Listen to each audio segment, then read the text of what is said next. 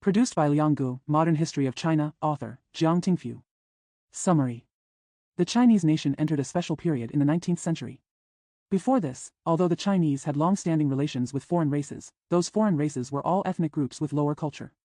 Even if they take over the Central Plains, they just took advantage of the temporary civil strife among the Chinese to temporarily seize power. By the 19th century, the situation was completely different, because the British, American, and French countries that came to East Asia at this time were by no means comparable to the Huns, Xinbei, Mongols, Japanese pirates, and Manchus. It turns out that human development can be divided into two worlds, one is Asia in the east, and the other is Europe and America in the west. Although the two had a relationship before the 19th century, that relationship was intermittent and dispensable. In the Eastern world, China is the leader. We are the big brother. We regard ourselves as the big brother, and other countries, including Japan, also recognize our superior status. By the 19th century, it was not our little brothers in the Eastern world who were causing trouble for us, but the Western world, which we had never met and whose cultures were fundamentally different. Of course, the Chinese during the Daoguang period of Juqing did not know that Western world. Until now, we dare not say that we fully understand Western civilization. But there are a few things we can be certain of. First, the essence of the Chinese nation can be compared with the best nations in the world. The intelligence of the Chinese people is not inferior to that of any other nation. Second, although China's products are not as complete as those of Russia and the United States, they are still above the level of other countries. Third, the abolition of feudalism into prefectures and counties by Qin Shi Huang and the great empires of the Han and Tang dynasties in our country fully prove that our nation has political genius. Therefore, judging from the people and the place, China could have accomplished a lot. However, in the 19th century, why did our nation encounter unprecedented difficulties? The first is because our science is inferior to humans. In the competition between people and the competition between nations, the most decisive factor is the level of knowledge. The competition between scientific knowledge and non-scientific knowledge is like the competition between cars and foreign cars. During the Daoguang period of Juqing, the scientific foundation in the West has been laid, but our ancestors are still writing eight-legged essays there, talking about yin and yang and the five elements. Second, the West began to use machinery to generate money and fight wars in the middle of the 18th century, while our industry, agriculture, transportation, and military still retain what they have been since the Tang and Song dynasties. Third, the Western political situation in the Middle Ages was very similar to China's Spring and Autumn period, and the situation after the Renaissance was very similar to our Warring States period. In the life of great powers vying for supremacy, Westerners developed fervent patriotism and profound national concepts. We cling to our family values and hometown values. Therefore, in the early 19th century, although the countries in the West were small, they were united as solid as a stone. Although our country was large, they were like a piece of loose sand and had no power. All in all, by the 19th century, the Western world already had the so-called modern culture. The Eastern world is still stuck in the Middle Ages, and we are falling behind. In the past 100 years, the Chinese nation has only one question, and that is, can the Chinese people modernize? Can you catch up with Westerners? Can science and machinery be used? Can we abolish our concepts of family and hometown and organize a modern nation-state? If we can, our nation will have a bright future. If we cannot, our nation will have no future. Because in the world, in all countries, those who can accept modern culture will become rich and powerful, and those who cannot, without exception, will suffer miserably. And the sooner you accept it, the better. Japan is a good example. Japan's original land was no more than one province of China. Almost all of the original culture was learned from China since the Sui and Tang dynasties. In the past 40 years, Japan has been able to become a first-class country in the world. This is because Japan accepted modern culture very quickly. We can also take Russia as an example. Russia in the 15th century. It was also a backward country in the 16th and 17th centuries, so at that time Russia had almost no status on the Western stage. However, at the end of the 17th century, during our Kangxi reign, Russia was fortunate enough to have Peter the Great, who changed his name and surname in the name of an autocratic emperor. He went to Western Europe incognito to learn shipbuilding and steelmaking. Later, he invited many Western European technicians to Russia to help him with his reforms. At that time, many Russians opposed him, especially the National Essence Party in the capital Moscow, the same below. He fought hard to the end regardless of everything. He even moved the capital to a remote but coastal location next to the Neva River, the same below, because he wanted to be close to the sea and easily communicate with Western Europe, the birthplace of modern culture. The foundation of Russia's modernization was laid by Peter the Great, one of the great Russian national heroes. Therefore, today's Stalin, the same below, still respects him. Turkey's fate is also enough to show the power of modern culture to influence the country's prosperity. In the early 19th century, the Turkish Empire spanned Europe, Asia, and Africa, and the Turks were also brave and capable of fighting. However, within 100 years of the 19th century, other countries' science, machinery, and nationalism made rapid progress, while Turkey only knew how to be conservative. Therefore, Turkey was slaughtered by the European powers. After 1878. There are also a few young people in Turkey who have realized that reform is necessary, but they encounter great resistance. First, the king of Turkey, like the Qing dynasty in our country, has no sincerity in reform. Second, because of official corruption, funds for creating new undertakings have been embezzled and wasted by bureaucrats. The country has not benefited from the new undertakings, and the people have imposed many exorbitant taxes and levies. It seems that the more reforms the country gets, the weaker and poorer it becomes. Regarding this point, Turkey's modern history is also very similar to China's modern history. Third, the conservative force in society is so strong that one person even advocated reform. 10 people objected. All in all, Turkey's reform in the late 19th century was half-hearted, incomplete, and without a complete plan. The result was a disastrous defeat in the last World War and the country was almost destroyed. After the Great Calamity, the Turks united and supported the national leader Kemal, and thus began to revive. Kemal served the country wholeheartedly and no one knew he was there. He understood the trend of the times and knew that in order to save the country, he must completely accept modern culture. Not only did he advocate science and industry, he even reformed Turkish writing. Because the old Turkish writing was too difficult, children spent too much time and brainpower on writing, and the amount they could spend on practical learning would inevitably be reduced. Now the foundation for Turkey's founding is considered solid. Japan, Russia. The modern history of Turkey is roughly as mentioned above. These three countries accepted modern science, machinery, and nationalism, and thus revived and became rich and powerful. Now we are going to study our recent history. We need to pay attention to how imperialism oppresses us. We must carefully study the resistance plan in each period.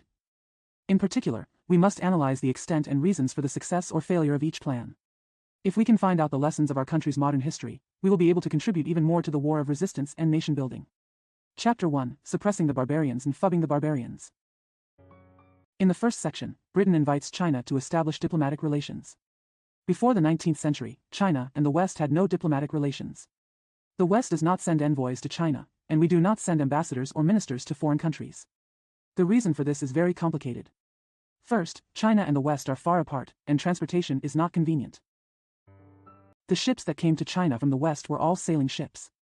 There was no Suez Canal at that time, and transportation between China and the West had to go around the Cape of Good Hope in the south of Africa. It took 3 months to get from London to Guangzhou. Therefore, the business is not big either.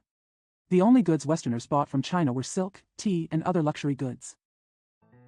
Our economy is self-sufficient and does not require any Western products.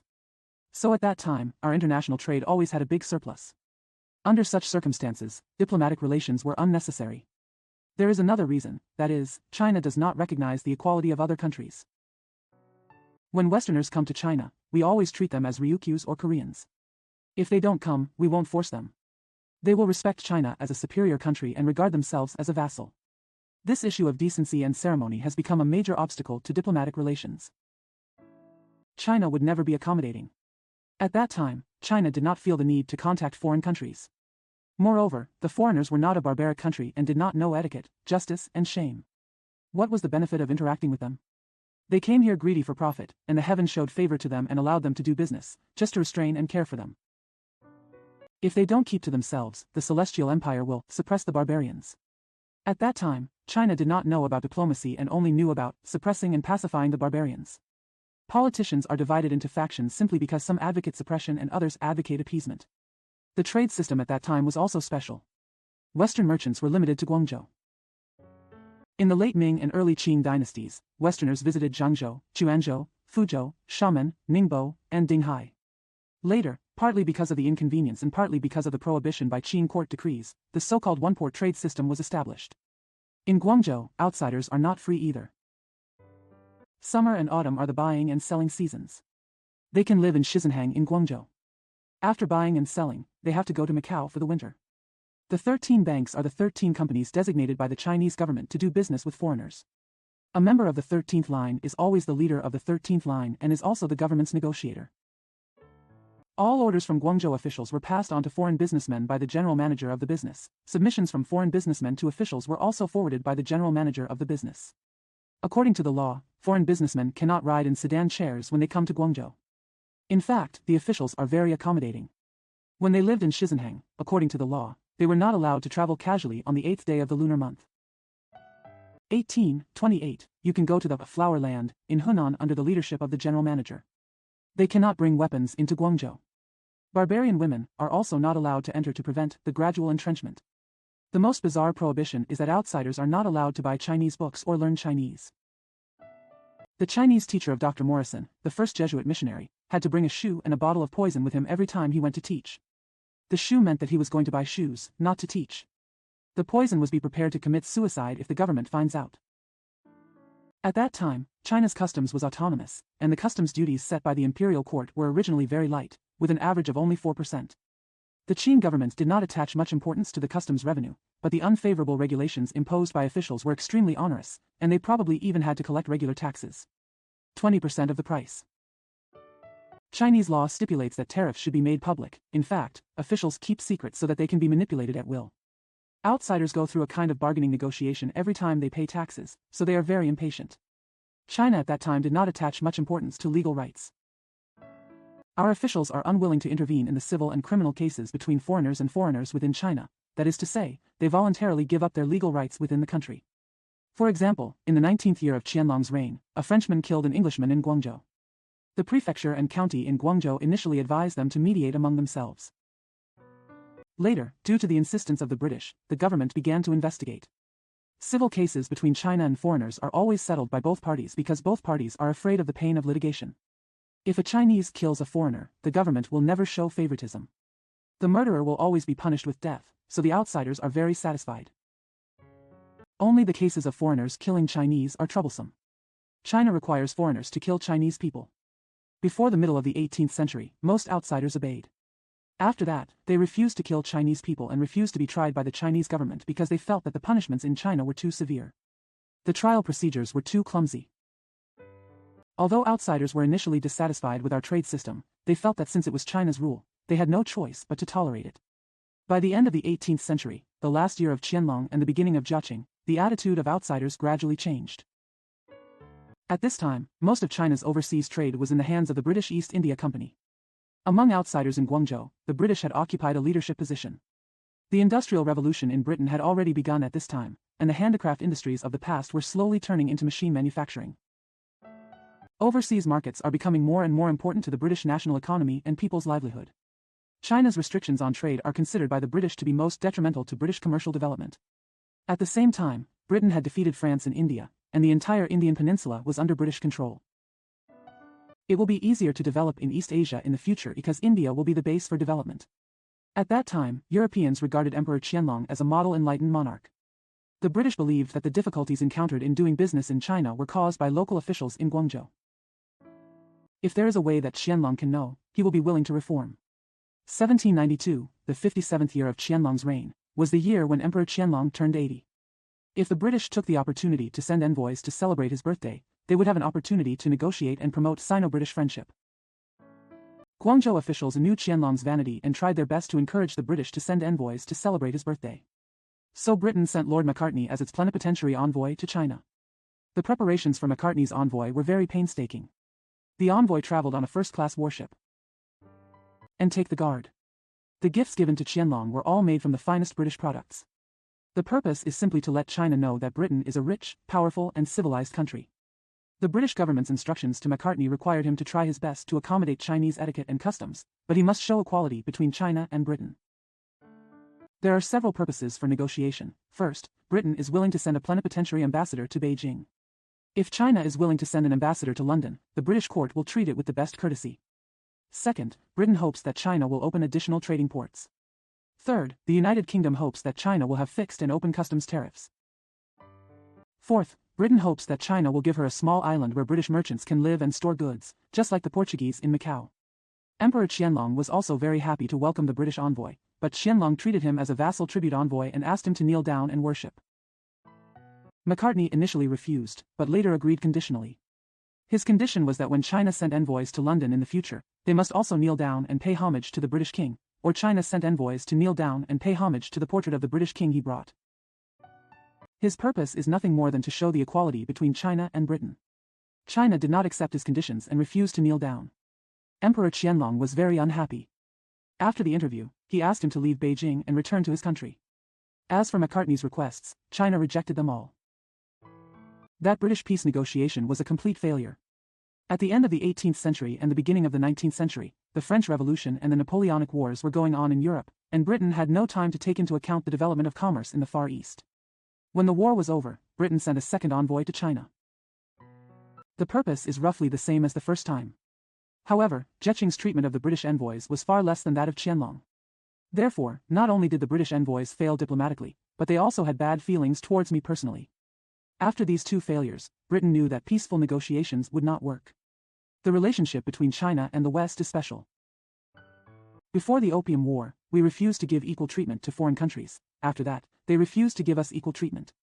By the 19th century, we could only find a way out in international life, but the Chinese in the Jiaqing, Daoguang, and Xianfeng years, regardless of Han and Manchu, still tried to close themselves off. To maintain the glorious position of the past dynasties in the Eastern world, we simply deny the increasingly powerful Western world. If we boldly step into the life of the big world, we need a high degree of reform, otherwise, we will not be able to compete with the great powers. But we have the manpower and material resources to keep pace with outsiders. As long as we are determined, we can gain a more glorious position in the great world of the 19th century. When we study the modern history of our nation, we must understand that modern diplomatic relations are our great difficulty. It is also a big opportunity for us. In the second section, the British engage in opium trade. Before the 19th century, there were no large quantities of foreign goods that the Chinese wanted to buy. Only a small number of things brought to China by foreign merchant ships were goods, and most of them were cash. Economists at that time. Everyone, both Chinese and foreign, believes that the export of gold and silver is harmful to the country. Countries are trying to find ways to increase the export of goods and the import of gold and silver. After years of experiments, foreign businessmen in China have discovered that opium is a high-quality commodity. Therefore, the British East India Company encouraged planting and controlled transportation and marketing in India. In the early years of Qianlong's reign, about 400 boxes of opium were imported every year, each box weighing about 100 kilograms. Qianlong banned mainland merchants from selling, but it had no effect. In the early years of Zheching, imports increased tenfold, to about 4,000 boxes a year. Zheching ordered a ban on imports, but due to official corruption and difficulties in censorship, sales continued to increase. Daoguang was the most distressed about opium and the most determined about banning smoking. At the beginning of his accession to the throne, he issued a strict ban. However, in his era, the import of opium increased the fastest. In the first year of Daoguang, 1821, only 5,000 boxes were imported. In the 15th year of Daoguang, the number increased to 30,000 boxes, worth about 18 million yuan. China's money leaked out in exchange for this harmful and useless opium, which was considered by the whole country to be a serious danger to the national economy and people's livelihood. Some gentlemen in Guangdong feel that the smoking ban must never be implemented because laws are used by subordinate servants for profit. The more stringent the legislation, the more bribes will be demanded. They advocated increasing tariffs while promoting cultivation and using domestic products to offset foreign products. Over time, foreign businessmen would no longer be able to make profits and would stop importing opium.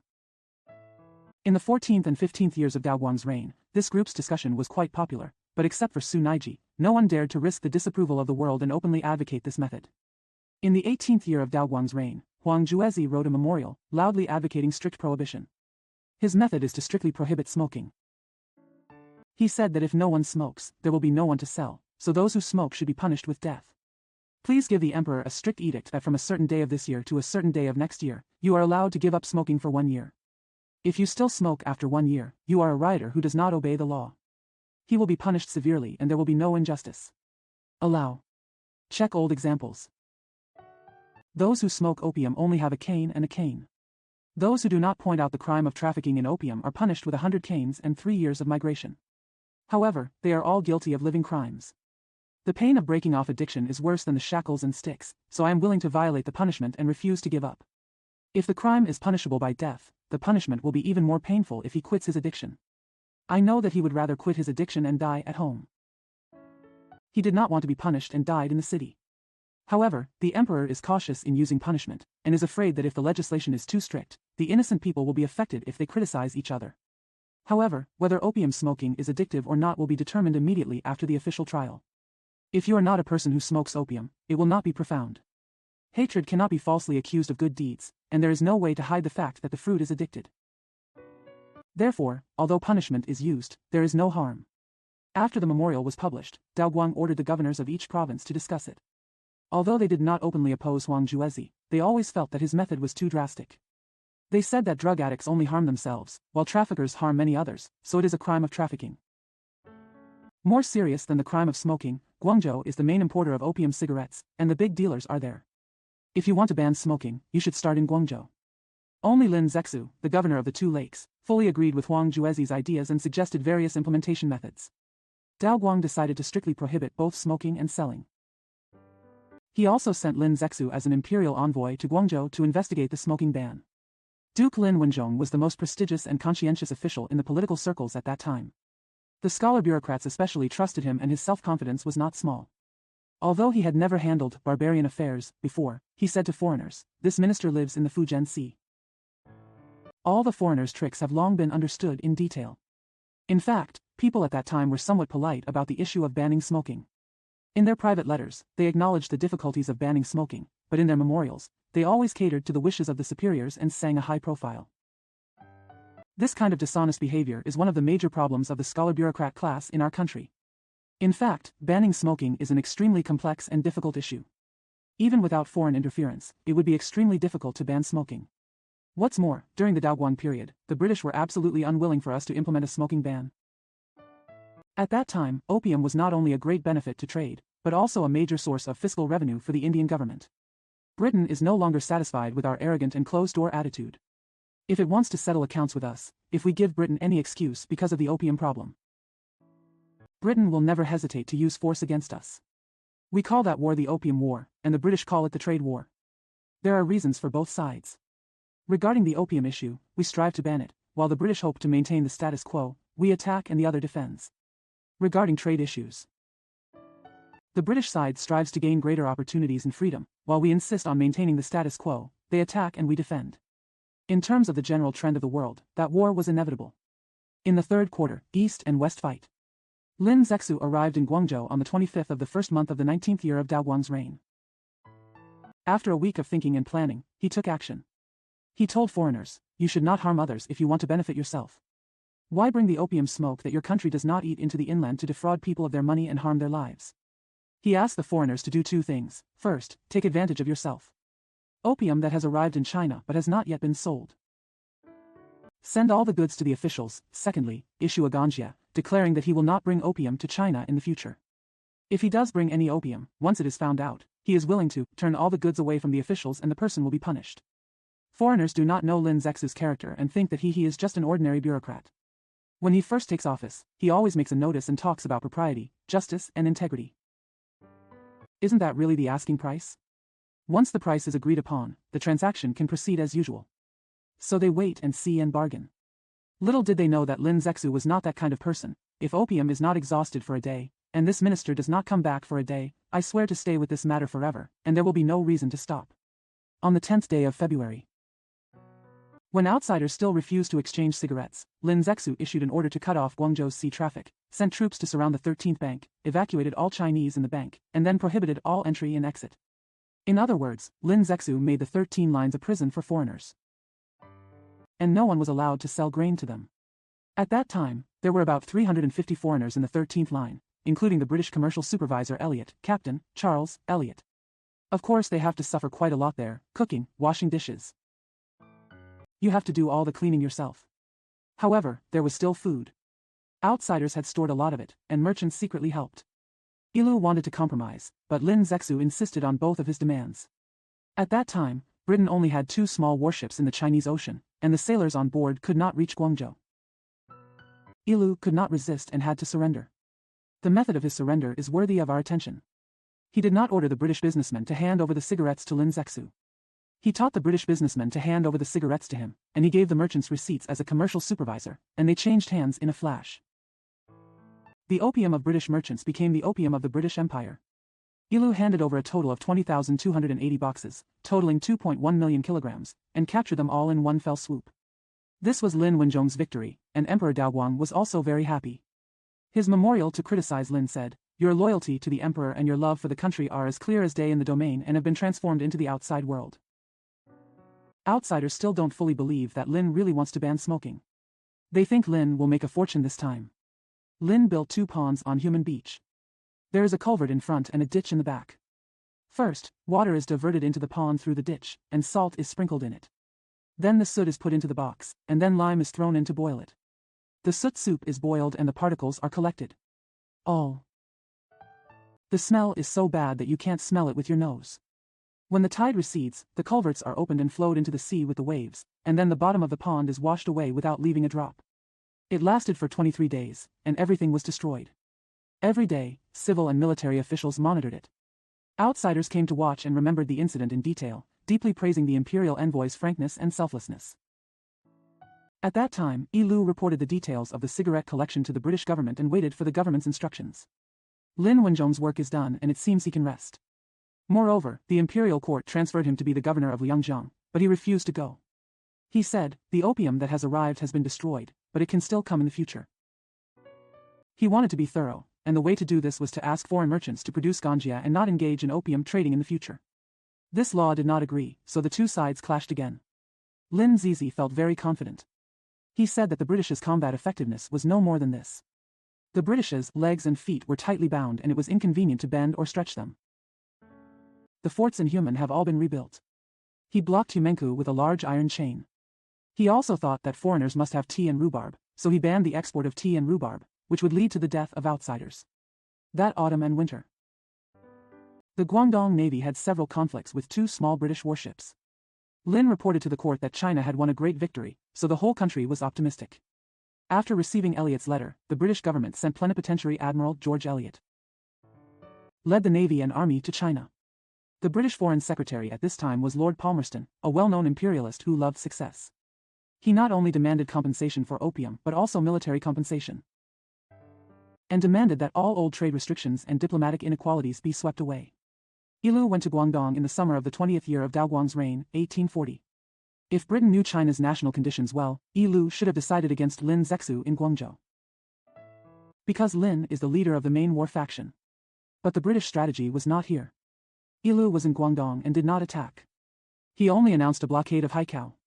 The Chinese explanation is that Britain is afraid of Lin Zexu. After the blockade, Lu went north and sent troops to occupy Dinghai. Dinghai has no armaments. The Chinese feel that this is a victory without force. After that, Lu led the main fleet to Daguku. After the news of the fall of Dinghai reached Beijing, the Qing court was extremely angry. Daoguang ordered the deployment of troops from Shaanxi, Gansu, Yunnan, Guizhou, Hunan, and Sichuan provinces to the coastal provinces, causing the whole country to panic. Troops need to be mobilized from above. Please pay me below. Emperor Daoguang was most afraid of spending money, so his trust in Lin Zexu decreased. On July 22, he scolded Lin Zexu in his edict. Not only did it end up being unrealistic, but it also gave rise to many waves. Thoughts outweighed anger.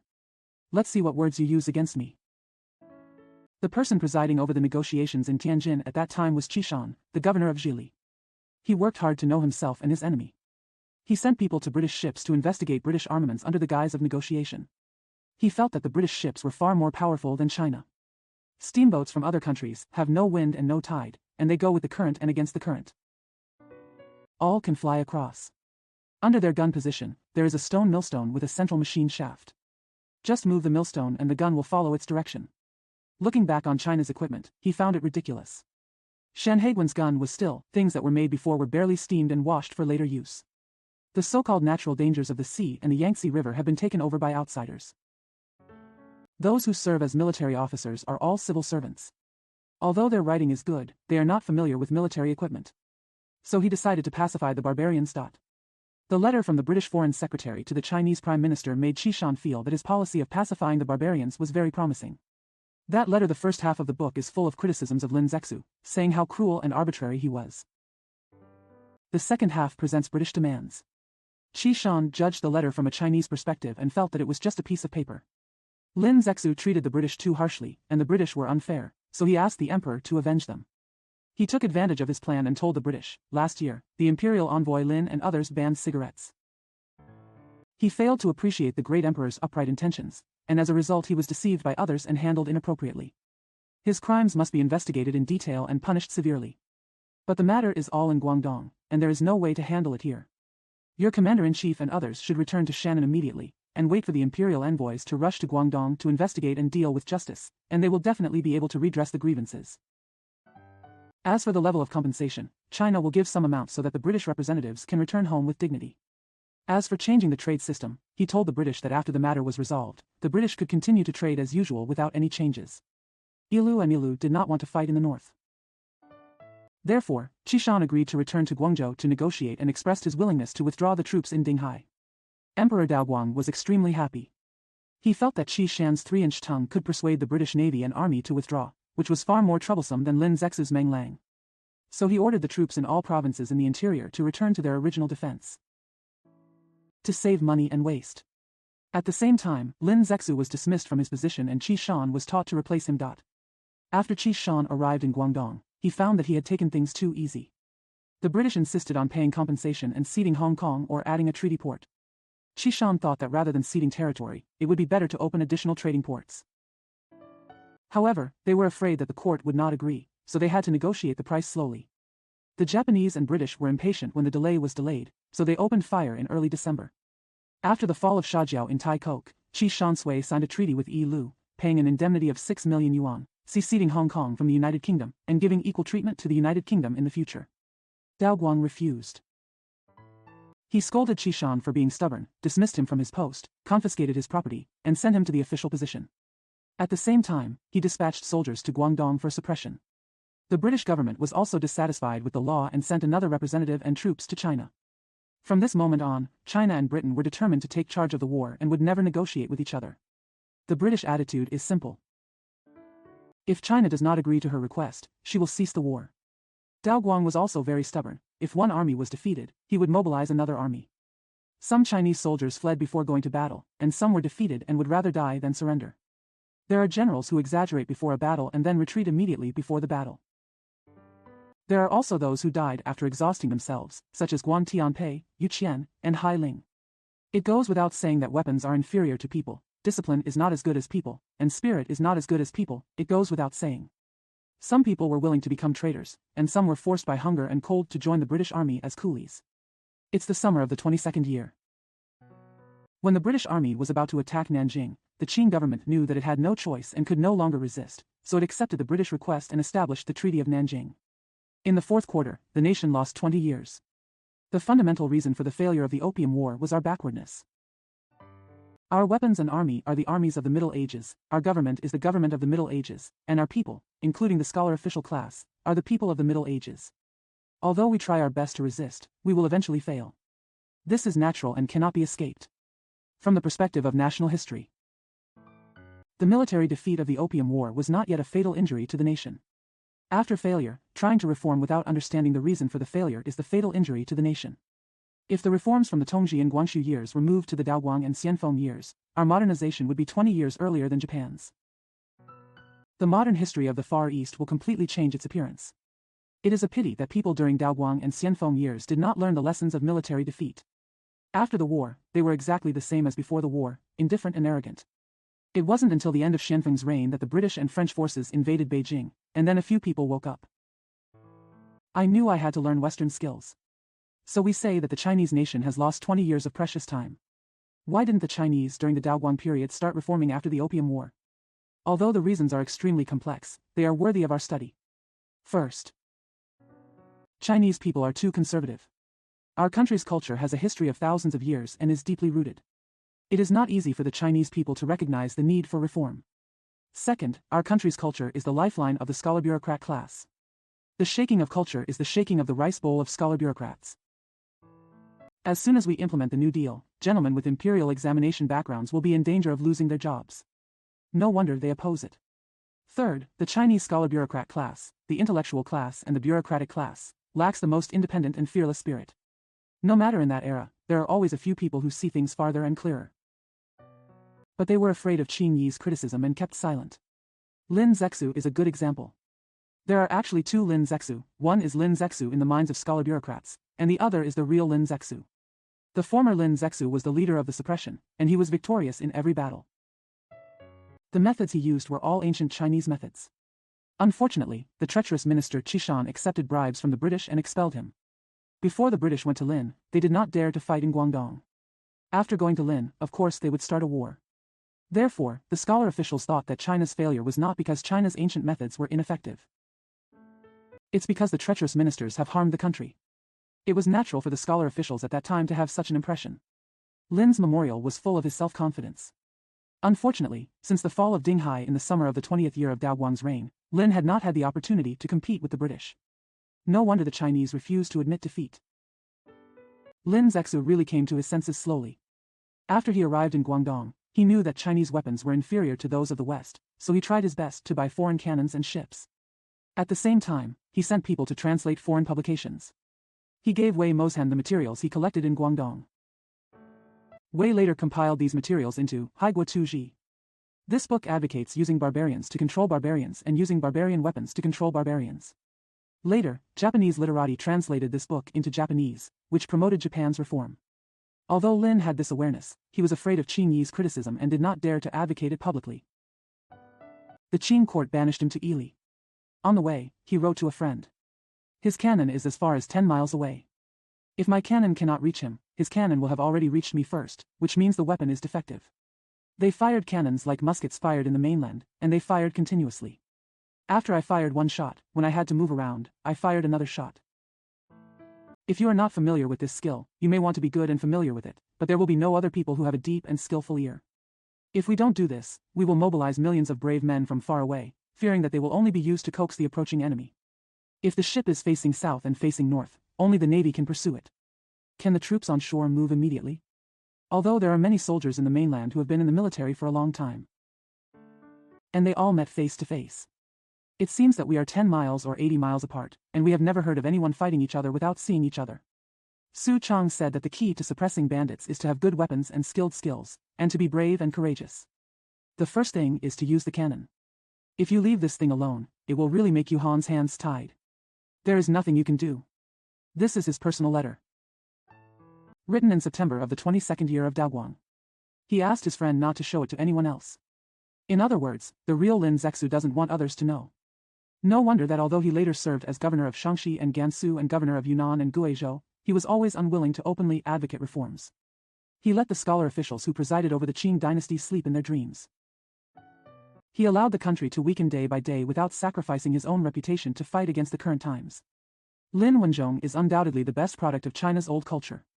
He still thinks that his own reputation is more important than national affairs, let alone others. The scholar bureaucrat class refused to admit defeat. They certainly do not advocate reform.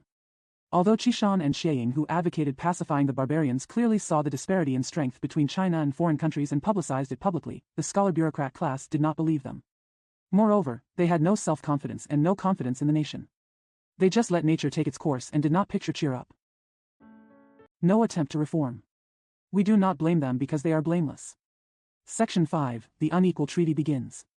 The Sino-British Treaty, signed in Nanjing on August 29, the 22nd year of Daoguang's reign, was nothing more than the outline of the new diplomatic relations and new trade system after the war. The Human Treaty of the following year provided for detailed rules. We know that the entire post-war situation should be studied together with the two treaties. We should pay attention to the following points. First, the compensation is 21 million taels. Second, cut off Hong Kong. Third, open Guangzhou, Xiamen, Fuzhou, Ningbo. Shanghai is a treaty port. Fourth, customs tariffs are detailed in the treaty and cannot be modified without the consent of both countries. This is the so-called agreement tariff. Fifth, British people in China are only subject to British laws and British courts, which is the so-called extraterritorial jurisdiction. Sixth, Chinese and British officials have equal exchanges. What people at that time felt most distressed about these terms was the five-port trade. They felt that it was no longer easy to guard against outsiders when they were trading in one port of Guangzhou. Now that there are 5 ports of trade in Guangzhou, outsiders can run rampant all over the world and are hard to guard against. Until the late Qing dynasty. Literati who are worried about the country all regard the 5-port trade as the cause of future disaster. Among the 5, they regard Fuzhou as the most important, while Shanghai is not valued by China and Britain. Of course, people at that time were opposed to the cession of land, and it should be opposed. But Hong Kong had no commercial or defense importance before it was ceded. When the British first mentioned Hong Kong, Beijing did not know where Hong Kong was. People at that time were opposed to the cession of territory, not the cession of Hong Kong. Agreed tariffs and extraterritoriality are at the heart of what we have considered in recent years to be unequal treaties. But people at the time didn't see it that way. Extraterritoriality, in the eyes of people in the Daoguang era, was nothing more than letting barbarians control barbarians. They think that is the most convenient and hassle-free way.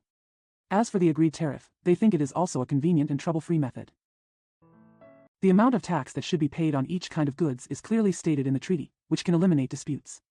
Those responsible for negotiating the treaty, such as Yilabu, Chiang, and Huang Antong, knew that the exorbitant taxes and miscellaneous taxes imposed by local officials in Guangdong before the war were one of the causes of the war. Wouldn't it be clear that tariffs are now clearly stipulated as a way to remove the firepower once and for all? Moreover, the new tariff averages 5%, which is slightly higher than the old independent tariff. The person responsible for negotiation calculated at the customs revenue will be higher in the future than before. So they were complacent, thinking that their diplomacy was successful. In fact, they sacrificed the country's sovereignty and caused a lot of harm. All in all, the Chinese during the Daoguang period did not understand international public law and the international situation at all, so they fought for what they should not fight for and gave up what they should not give up. We concluded this kind of treaty with Britain because we had no choice but to do so. If other countries come to demand the same rights, how will we deal with it? During the Opium War, the country was divided into two factions, the suppressing barbarians faction and the pacifying barbarians faction. The former was led by Lin Zexu, and the latter was led by Qi Shan. After the defeat of the war, the Fui faction certainly gained power. The person in charge of this faction is Mu Zhonghe, the Minister of Military and Aircraft, and those outside are Yilabu and Chiang. After China and Britain signed a treaty, the United States and France sent representatives to China to request a treaty with our country. Of course the Fui people are not willing to fight with the United States and France was at war again, so they decided from the beginning to give equal treatment to Americans and French people. They said that if China did not give it, people in the United States and France could pretend to be British people to do business, and we would have no way to find out. If this continues, the Americans and the French will rely on the British. They will definitely unite with the British to deal with us. If China gives the United States and France trade rights, then the United States and France will definitely be grateful to China. We may also contact the United States and France to deal with Britain. Moreover, Yilabu and Chiang believed that China's trade was limited. This limited trade is not allowed to be monopolized by the United Kingdom, and part of it is allowed to be divided between the United States and France. This does not hinder China. Why not make China a favor? In order to avoid the jealousy of other countries, Britain has long stated that it welcomes equal competition from other countries. Therefore, the United States and France were able to make peace with China. The root cause of unequal treaties is partly due to our ignorance, and partly due to the fact that our legal system has not reached the level of modern civilization. In the sixth section, the suppressing faction reared its head again. Before the Opium War, Guangzhou had been trading with outsiders for more than 300 years. It seems that people in Guangzhou should know more about foreign situations and be more at peace with outsiders than Chinese elsewhere. In fact, this is not the case. After the trade of 5 people, only people in Guangzhou have the worst feelings and the most conflicts with outsiders. The reasons are complex. First, the British had been oppressed in Guangzhou for many years and could not vent their anger. When they won the battle, they felt that the day had come for them to vent their anger. They could not calmly forgive the Chinese people for suffering the pain of the war, so they were naturally dissatisfied with them. Of hatred. Second, local officials and businessmen in Guangdong felt the greatest blow to their private interests from the Treaty of Nanjing. Before the Opium War, because Chinese and foreign trade was concentrated in Guangzhou, local officials, regardless of size, had the opportunity to make a fortune. After the Treaty of Nanjing, their unexpected financial resources were blocked. No wonder they hate foreigners. The same goes for businessmen. Before the war, silk tea from Jiangsu and Zhejiang was sold to foreigners by the 13th Bank in Guangzhou via land route through Jiangxi and Meiling. According to outsiders' estimates, the Wu family's Yaihexing had a fortune of more than 80 million before the war. Probably the richest capitalist in the world at that time. After the Treaty of Nanjing, outsiders went directly to Jiangsu and Zhejiang to buy silk tea, without passing through Guangzhou. Among the 5, Shanghai is prospering day by day, while Guangzhou is declining. Not only wealthy businessmen are affected by it. Even workers are affected directly and indirectly. No wonder the people also hate foreigners. One of the manifestations of xenophobia is the killing of foreigners. When they went to play in the countryside, the villagers took them by surprise and killed them. Chiang knew that this kind of vendetta would definitely cause disaster. So try your best to defend and never tolerate. He strictly enforced the laws of the country and executed murderers. As a result, the scholar officials called him a foreign slave. They said, the government and the people should be united in dealing with the outside world. How can we oppress the people in order to comply with the barbarian sentiments? Therefore, the status of Qieying in Guangdong is becoming more and more difficult every day. In Guangdong, there is also the problem of outsiders entering Guangzhou city. According to common sense, it seems to be of no great importance to allow foreigners to come to Guangzhou. From the perspective of outsiders, there seems to be no loss in not going to the city of Guangzhou, but the issue of entering the city has turned into a peace and war issue. In Shanghai, there are no such disputes at all. After the Treaty of Nanjing, when outsiders first arrived in Shanghai, they rented private houses in Shanghai.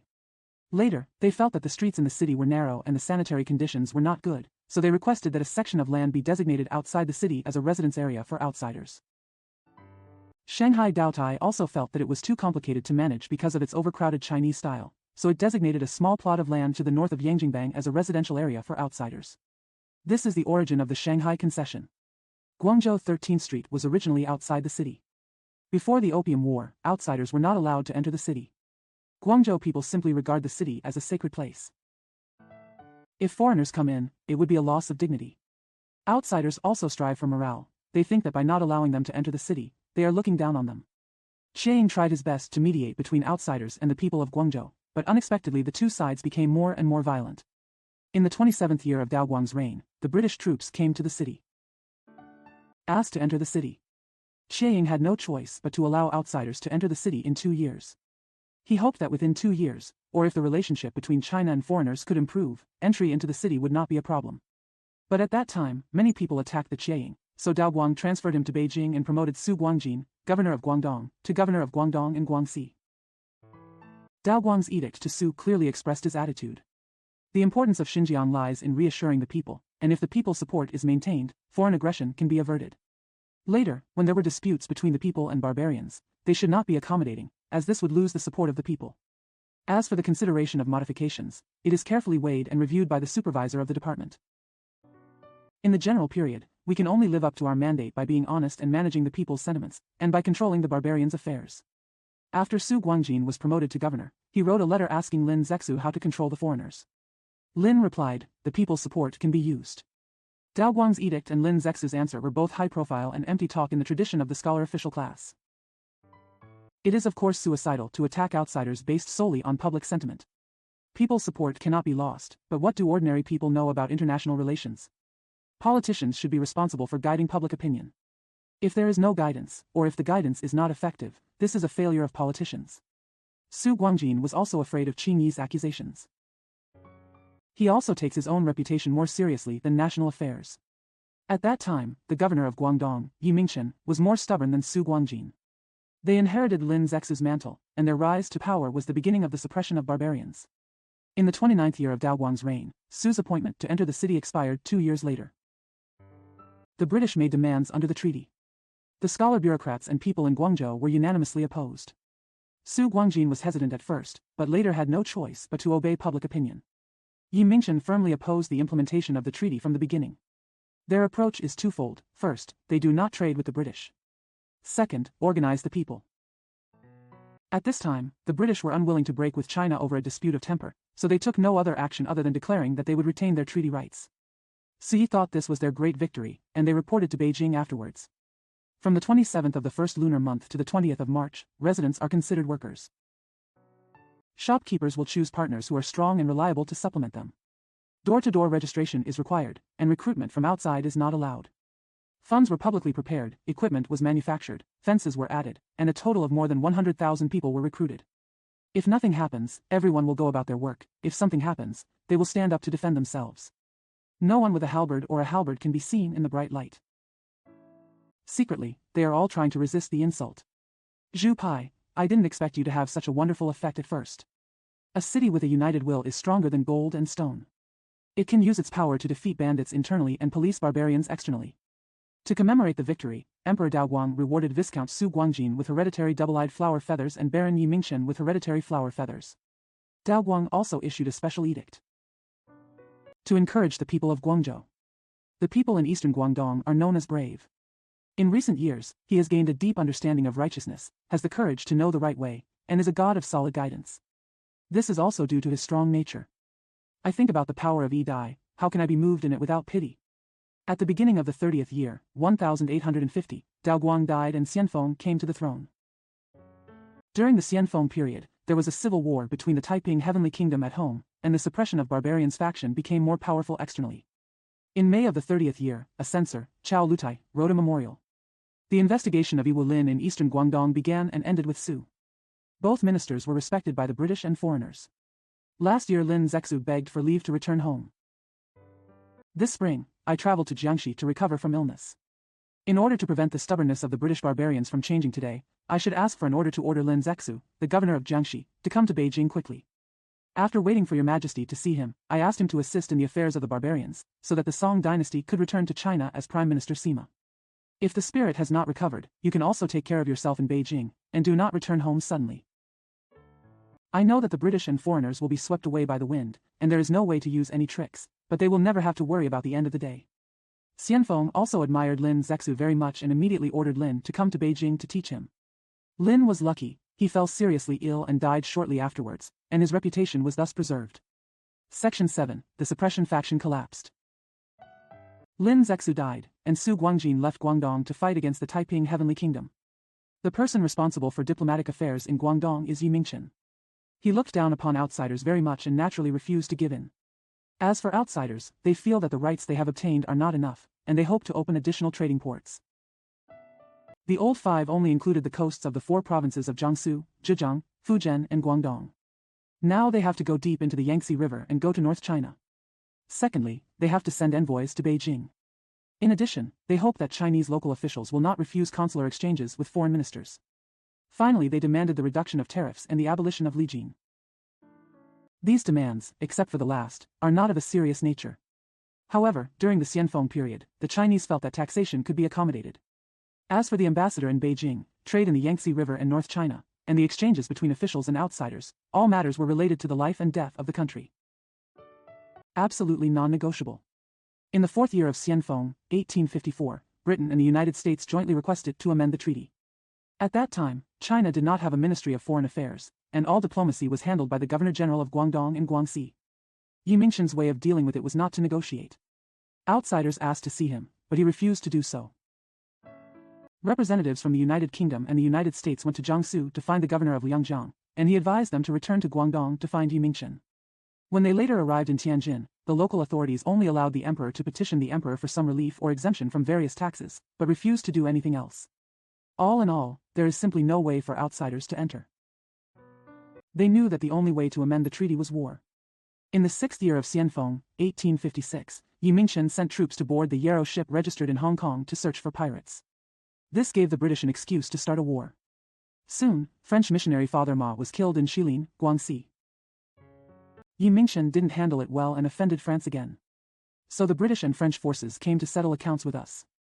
In the winter of the seventh year, the British and French forces first attacked Guangdong. The popular sentiment that the scholar bureaucrat class relied on was actually powerless. The British and French not only invaded Guangzhou, but also captured all the governors and governors. Yi was later escorted to India and died in Calcutta. Governor Baigui came out to act as a puppet of Britain and France to maintain local security. The people not only did not resist, but also helped the British to carry the treasury money of the Fantai Yamen onto British ships. In 8 years, the British and French forces arrived at Daguku. Negotiation failed. So attack. We had no choice but to sign the Treaty of Tianjin and accept the demands of Britain and France. So Britain and France withdrew their troops. The Qing court was never willing to accept the envoy in Beijing and trade on the Yangtze River, and always wanted to find ways to recover. The Qing court sent Guiliang and Huashana to Shanghai to negotiate customs regulations. In fact, they want to cancel the Tianjin Treaty. To achieve this goal, the Qing government was prepared to pay a high price. As long as Britain and France gave up their envoys in Beijing and opened commercial ports on the Yangtze River, the Qing government was willing not to collect customs duties at all in the future. Fortunately, Guiliang and He Guiqing opposed this method, hence the Treaty of Tianjin. Not redeemed. On the other hand, the Qing court sent Prince Horkin Singh Jelinkin to set up defenses in Daegu. Singh Jelinkin was one of the famous brave generals at that time, and he was very serious in his work. In the 9th year, representatives from Britain and France went to Daegu again, preparing to go to Beijing to exchange the ratification certificate of the Tianjin Treaty. They had heard in advance that China was going to amend the Treaty of Tianjin and fortify Daegu, so when they went north, they brought a considerable navy with them. When they arrived at Daegu, they saw that the Haihe River had been blocked. They were dissatisfied, blaming China for breach of trust, and sent ships to extract defensive equipment. Seng Jilinkin ordered the forts on both sides of the Taiwan Strait to fire at the same time by surprise. The British and French ships were unable to resist. The Marines were stuck in the deep mud on the beach and could not land. They could only declare defeat and wait for more troops to be sent from home. The winter of the 9th year of Xianfeng and the spring of the 10th year. It was the most urgent time for the civil war between the Qing court and the Taiping rebellion. Suzhou was surrounded by the Taiping army and was in danger. Officials in Jiangsu and Zhejiang and gentry in Shanghai and Suzhou were completely panicked, and they heard that the north was at war with Britain and France. Because they were trying their best to seek assistance from Britain and France to deal with the Taiping army. Therefore, they repeatedly requested Beijing to appease the barbarians, indicating the formidable military strength of outsiders and the dangerous situation in the lower reaches of the Yangtze River. Although the Qing government did not allow them to ask for help from outsiders, they were afraid of showing weakness to others. However, foreign policy did not become tougher because of the victory in Daegu. Beijing was now willing to recognize the Treaty of Tianjin. Regarding the war in Taku, the Qing court's defense was also very reasonable. If the true intention of the representatives of Britain and France was to go to Beijing to exchange treaties, why would they need to bring heavy troops with them? Since the Haihe River is a river controlled by China, China has the right to fortify it, and this defense may be against the Taiping army, not an expression of foreign hostility. Although the Haihe River is blocked, foreign representatives can still disembark at Beitang and enter Beijing by land. Our country's propaganda based on the above theory is quite effective. After the Battle of Taku, Britain and France did not insist on revenge. They only asked for compensation for losses and other insignificant interpretation and modification of the treaty. This kind of request beyond the Tianjin Treaty became the cause of the British and French coalition forces in the Xianfeng decade. 10 years. The British and French troops attacked the Daegu fort from the side. Seng Jilinkin could not support it, and even Tianjin could not defend it. The Qing court sent Guiliang and others to negotiate in Tianjin. The extra request was granted.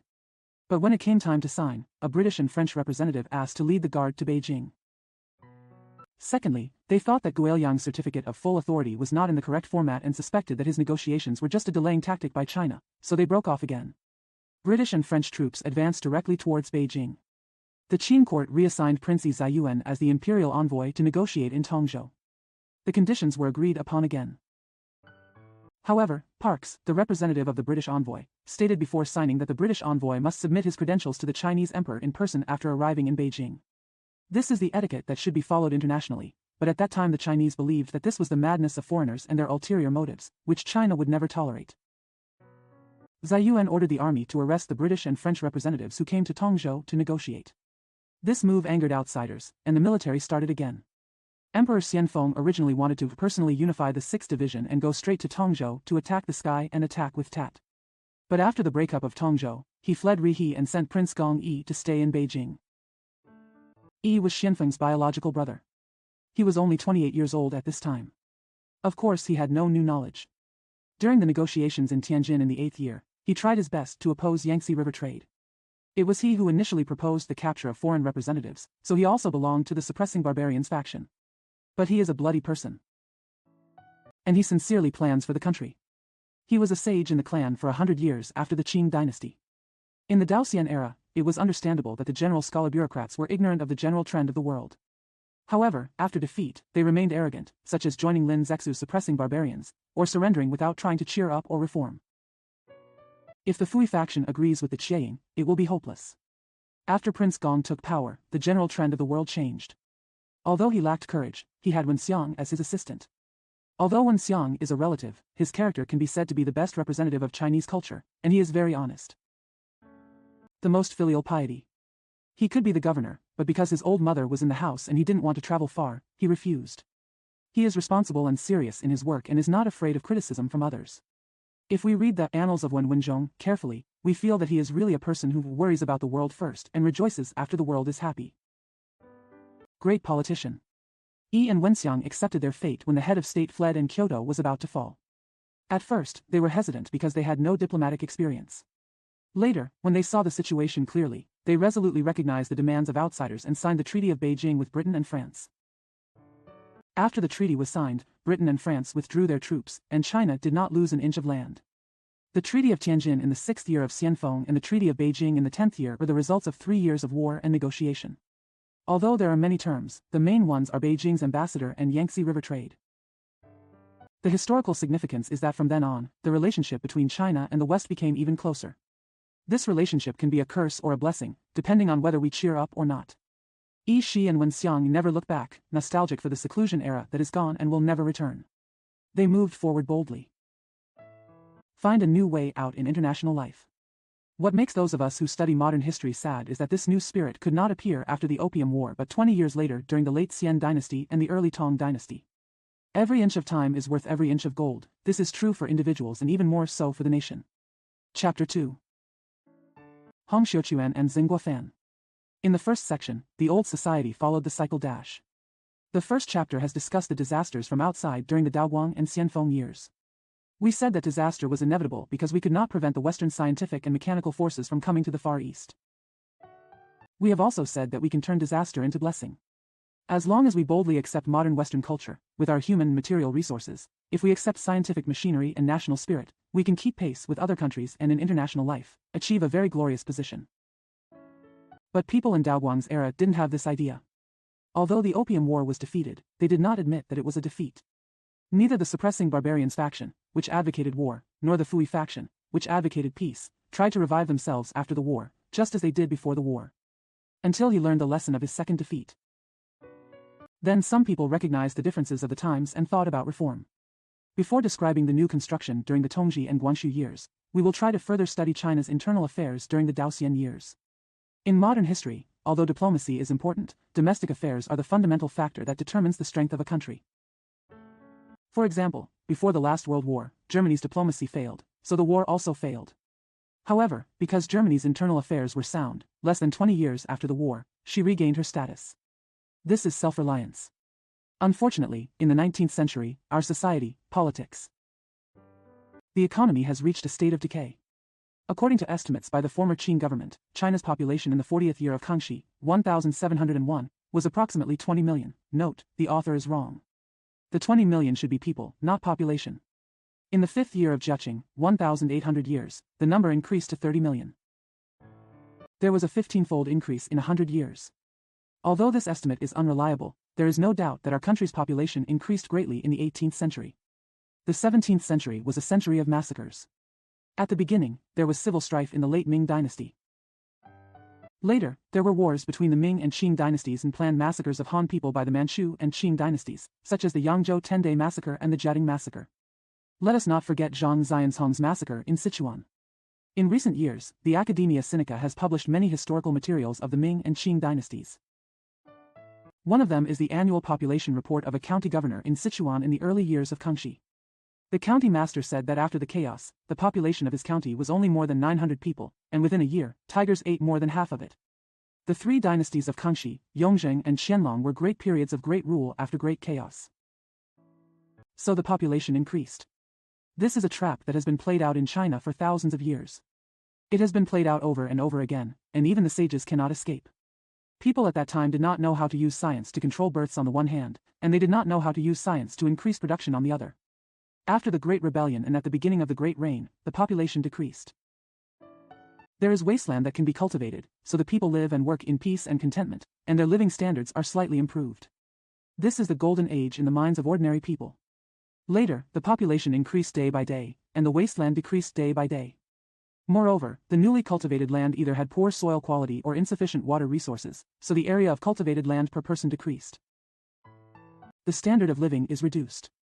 The common people were confused and had no choice but to burn incense and worship Buddha, lamenting their bad fate. Even if the scholar bureaucrats and the government have the intention to save the world, they have no power to save the world and have no choice but to let natural and man-made disasters evolve naturally. When the bandits come together, the people can no longer produce, and small chaos turns into big chaos. There is another cycle in Chinese history. Most of the founding monarchs and founding fathers of each dynasty came from the common people, had very little self-respect, and had a very low standard of luxury. They were more sympathetic to the suffering of the people, and were more conscientious in their work. This was an era when internal affairs advocated clarification of officials. Later, the desires of the ruling class gradually increased, and the standard of luxury increased accordingly.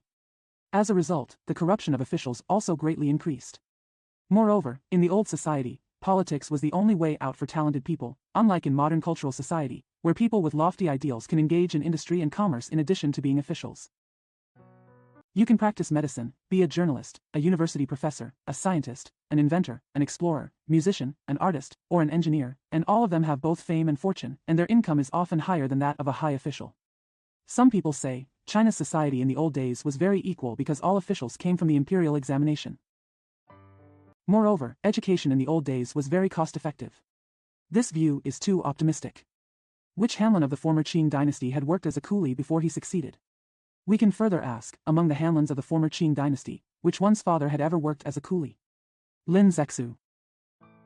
Zheng Guofan was a child of a famous poor family in the former Qing dynasty, but if we look closely at their family background, we know that their father was a teacher, not a laborer.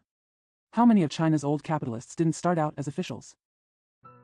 Which kind of big business in China in the old days did not have the backing of officials and relied on official power to make a fortune?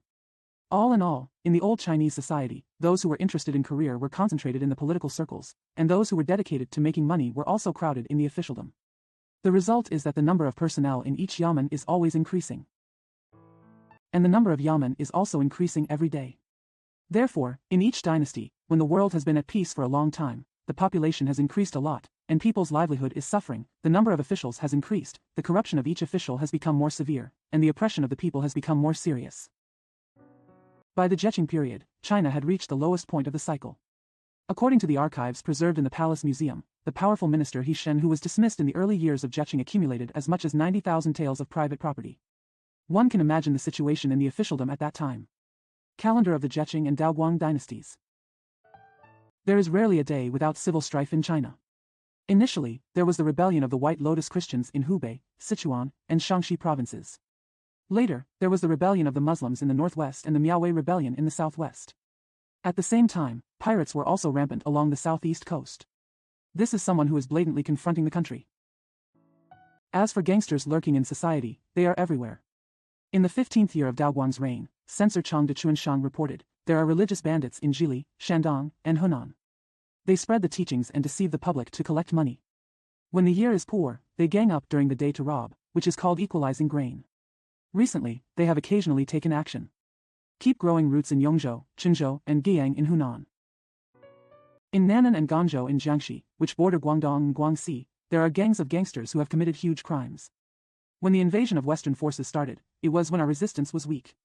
By the Daoguang period, our legal system was in name only, officials were corrupt, and people's livelihood was in great suffering. Morality has partly lost its holding power. On the one hand, we must accept the new culture, and on the other hand, we must try to revitalize the old politics and religion. The difficulties our nation has encountered in modern times are twofold. In the second section, Hong Xiuquan attempted to establish a new dynasty. The Taiping Rebellion led by Hong Xiuquan. It is a product of the era and environment mentioned in the previous section. Hong Xiuquan was a native of Huaxian County, Guangdong. He was born in the 18th year of Zheqing, that is, 1813 AD. Legend has it that his father was a farmer and his family was poor, but he attended a village school since he was a child and did not drop out of school until he was 16. Become a rural teacher. It seems that he is not from the lowest level of Chinese society, and he is not a laborer himself. He went to Guangzhou twice to take the scholar examination, but failed both times. So I felt resentful. This is a common thing in old society and is not surprising. Hong Xiuquan's experience was especially when he was taking the exam in Guangzhou and came across propaganda materials from Christian missionaries. Later, he was seriously ill for more than 40 days. During his illness, he dreamed of various hallucinations, claiming that they were consistent with the teachings of Jesus, so he believed in God and founded the Society of God. The earliest comrade was Feng Yunshan. He was also a person who was dissatisfied because of his failure in the exam. Because their missionary work in Guangdong was not going well, they moved their activities to Guiping County, Guangxi. Since ancient times, folk movements in China have had a religious nature, and this was also the case in the Middle Ages in the West. However, Hong Xiuquan's relationship with Christianity was just an accident. His Christianity is also nondescript. He called Jehovah his heavenly father, Jesus his heavenly brother, and himself his heavenly brother. He came to save the world on the orders of his heavenly father and brother. His orders are the orders of heavenly father and heavenly brothers. Those who worship Jehovah God will be free from disaster. Those who do not worship will be hurt by snakes and tigers. If his soldiers die on the battlefield, they will become immortals. Confucianism, Buddhism, and Taoism are all witchcraft. Confucius temples and temples must be destroyed. Hong Xiuquan's God Society absorbed many members of the Triad Society. This triad is a well-organized secret society that probably started in the late Ming and early Qing dynasties. Hong Xiuquan may have already had the idea of racial revolution. In any case, after he accepted the members of the Triad Society, the first purpose of his movement was to overthrow the Qing dynasty. He called the Manchus monsters. The Manchus' changing of Chinese clothes and promiscuous Chinese women, 3,000 beauties were all defiled by jia dogs, millions of beauties actually slept with coquettish foxes, are the best targets of Hong Xiuquan's propaganda materials. In addition to promoting religious revolution and racial revolution, Hong Xiuquan. Does he have social revolutionary ideas? He advocated equal rights for men and women, but his palace was full of concubines, and the princes and generals of the Taiping Heavenly Kingdom also had many wives and concubines. His edict included the land acreage system, whose basic idea is similar to communism. We have fields to cultivate together, we have food to eat together, and we have clothing to wear together. If you have money, use it together. However, although his land equalization policy had detailed provisions, it was not implemented. Is it because he was unwilling to implement it? Or did he feel that it was difficult to implement and was unwilling to try? Based on all the historical data we have, we can judge. We can say that Hong Xiuquan was very positive towards religious revolution and racial revolution, but very negative towards social revolution. In addition to Feng Yunshan, his party members also included Yang Xiuqing, who burned charcoal, and was later granted the title of King of the East. Xiao Chaogui, who farmed the mountains, was later granted the title of King of the West. Wei Chonghui, who had donated his students to work as subordinate officials in the Yamen, was later named King of the North, and the rich man Shi Dekai was later named King of Wings. His movement was of course a folk movement, reflecting the pain and superstition of the people at that time, as well as the racial concepts lurking among the people. The summer of the 30th year of Daoguang. Hong Xiuquan raised troops in Jintian village, Guangxi. In September, he occupied Mengshan County, formerly known as Yong'an, so he named the country the Taiping Heavenly Kingdom and called himself the Heavenly King. Qing soldiers invaded Yong'an. Hong Xiuquan raised troops in Jintian village, Guangxi. In September, he occupied Mengshan County, formerly known as Yong'an, so he named the country the Taiping Heavenly Kingdom and called himself the Heavenly King. Qing soldiers invaded Yong'an. Hong Xiuquan broke out in the spring of the second year of Xianfeng and attacked Guilin, but failed, so he changed his plan to Hunan. He encountered strong resistance in Changsha. Then attacked the lower reaches of the Xiangjiang River. In Yuezhou, he obtained the ordnance left by Wu Sangui and robbed many sailing ships. After his strength was replenished, he went straight to Wuhan. Although he captured Hanyang and Wuchang, he did not leave troops to defend them and established officials to govern them. He has been attacking the lower reaches of the Yangtze River. Along the way, they conquered Zhejiang, Anqing, and Wuhu. In the spring of the third year of Xianfeng's reign, they invaded Nanjing and made it their capital. His name is Tianjing. Before establishing the capital in Nanjing, Hong Xiuquan's actions were similar to those of a rogue bandit. After establishing the capital in Nanjing, he began his work of founding the country. 30 years since Daoguang, 1850. By the third year of Xianfeng, 1853, it can be said to be a successful period for the Taiping Heavenly Kingdom. During this period, how did society respond to Hong Xiuquan's movement? Generally speaking, citizens who keep their own laws are neutral, regardless of whether they are rich or poor. When the Taiping army arrived, they obeyed the Taiping army and contributed money. When the officers and soldiers arrived, they obeyed them and contributed money. They are obedient people, but in fact they are in a dilemma. They had absolutely no favorable impression of the Manchu government and its officials, because they had suffered enough. Moreover, the discipline of the officers and soldiers was not good during this period. The discipline of the Taiping army was relatively good. At the same time, the common people feel that the Taiping army is a rebel, making it impossible for them to continue to live their peaceful life. The Taiping army destroyed temples and idols everywhere, which the superstitious people couldn't stand and disapproved of. Bandits from all over the country took advantage of the situation and robbed them. Wherever the Taiping army passed, it was easy for them to move. They went about their business without showing any favoritism to the government troops and the Taiping army. Organized secret societies aligned themselves with the Taiping army, such as the Gulao Hui in Hunan and the Xiao Dao Hui in Shanghai. Most of the scholar official class actively opposed Hong Xiuquan's religious revolution. As for filling one floor, the scholar bureaucrats were not ignorant of the shame of the Han people, but because although Hong Xiuquan was a Han Chinese and although he advocated racial revolution, they tried their best to destroy thousands of years of Han culture. Although the Manchus are foreigners, they have supported Han culture from the beginning. Secondly, they feel that the distinction between monarch and ministers has been established, and they should not cause chaos casually. Chaos is easy, but it is extremely difficult to correct chaos. Therefore, the scholar-bureaucrat class at this time did not have any regard for racial revolution. Not enthusiastic. Why was the Taiping Army's military operation so successful during this period? The main reason is not the merits of the Taiping Army itself. In terms of organization and training, the Taiping Army is very ordinary. In terms of weapons, the Taiping Army is not as good as the official army. In terms of general talent, the Taiping Army has never produced a general. The reason why the Taiping Army was able to win during this period was entirely because it was an emerging force, full of vigor, able to fight hard and make sacrifices. Not only were the officers and soldiers very depressed, they were simply corrupted into an army. There were two types of officers and soldiers at that time, namely the 8 Banners and the Green Camp. The fighting power of the 8 Banners followed the Chineseization of the Manchus. Culture weakened and lost. Therefore, during the Qianlong and Zheqing years, the Qing dynasty gradually used more Green Camps and fewer 8 Banners.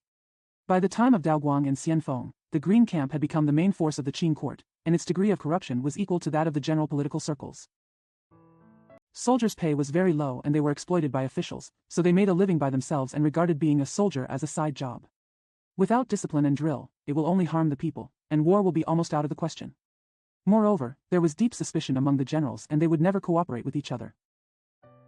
But Green Camp also has a benefit in terms of system.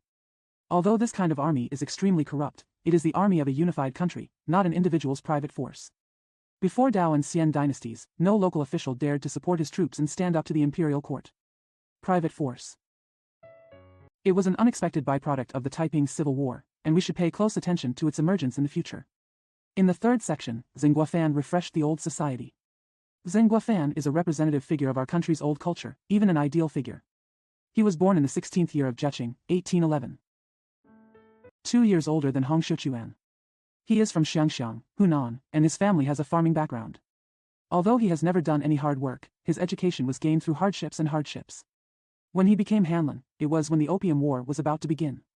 Although his diary mentioned the Opium War, he seemed to pay little attention and did not understand the historical significance of that war. He is still buried in ancient books. He is a practical neo-Confucianist. Whether we read his words, read his articles, or study his conduct as a person, we naturally think of the small farmer in our country who works hard. Like the small farmer, he never does anything casually throughout his life. He knows that literary achievements, knowledge and moral achievements can only be obtained with sweat and blood. Just as small farmers know that they have to sweat to get grains of rice and wheat. In the early years of Xianfeng, Zheng Guofan became a minister, which is equivalent to the current deputy ministers of various ministries. Although his confidants admit that the ethics of his articles are outstanding, he does not have many confidants. Moreover, a few close friends do not know that he has great political talents. I am afraid that even he himself does not know. So at the beginning of his career, his reputation was not high, and he had no political power to back him up. However, the local scholar-bureaucrat class in Hunan confirmed his leadership status. His attitude towards Hong Xiuquan was that of ordinary scholar-bureaucrats at that time, but he was more positive than others. Not only were the officers and soldiers at that time unable to fight, they were also unable to deal with bandits in the countryside. Therefore, people organize group training for self-defense. This kind of group training is the force of the people, and it is used by farmers who are doing their jobs to resist the homeless bandits who are not doing their jobs. This kind of force is because it is not officialized and because it has a vital interest in the peasants. Preserve the inherent bravery and honesty of our country's villagers. Zheng Guofan's career was to utilize this kind of rural bravery, organize and train it, and turn it into an army. This was the later famous Hunan Army. Team training was common across the country at that time and was not an original creation of Zheng Guofan. But why is it that only the Hunan Army can achieve great things? The reason lies in the little organization and training Zheng Guofan added. Zheng Guofan's first priority in managing the army was especially the emphasis on spiritual education. He himself firmly believes that the legacy of Confucius and Mencius is the most precious treasure of our nation. Since Hong Xiuquan wants to abolish Confucius, then Hong Xiuquan is his enemy, that is, the enemy of the entire nation. The most intense point in his criticism against thieves against Hong Xiuquan is this. If all the thousands of years of etiquette, justice, human relations, poetry, and books in China are wiped out, this will not be the only change that occurred in the Qing dynasty. However, since the founding of the world, the famous religion has undergone extraordinary changes. Confucius and Mencius, have cried bitterly in Zhochuan. How can anyone who is educated and literate sit back and watch without thinking about what he has done? He was a loyal believer in Confucius and Mencius, and the officers and assistants he chose were all his loyal comrades. He was the commander-in-chief of the army. He is also a mentor to soldiers. Therefore, the Hunan army is an army with principles. In fact, spiritual education is the foundation of Zheng Guofan's lifelong career, and it is also the special position of his in our country's modern history. His administration and employment are all about first-class principles. He felt that political reform must precede spiritual reform. The officials in the late Qing dynasty who came from Zheng Wen's main sect were all relatively decent, which shows his great influence. Zheng Guofan not only used China's old ethics as the spiritual foundation for his army, and used clan concepts and local concepts to strengthen the unity of the army. Almost all the officials and assistants he selected were from Hunan, and most of them were from Shangxiang. These officers and assistants all went back to their hometowns to recruit soldiers, so the soldiers were all from the same clan or region. In this way, the spirit of mutual help among his subordinates is particularly strong. This is the second characteristic of the Hunan army. Historically, spiritual leaders were rarely also career leaders, because those who focus on spirituality tend to ignore the specific conditions of their careers. In Western society, these two leadership qualifications are completely separate. Disciplinaries don't have to take care of things, and people who take care of things don't have to discipline.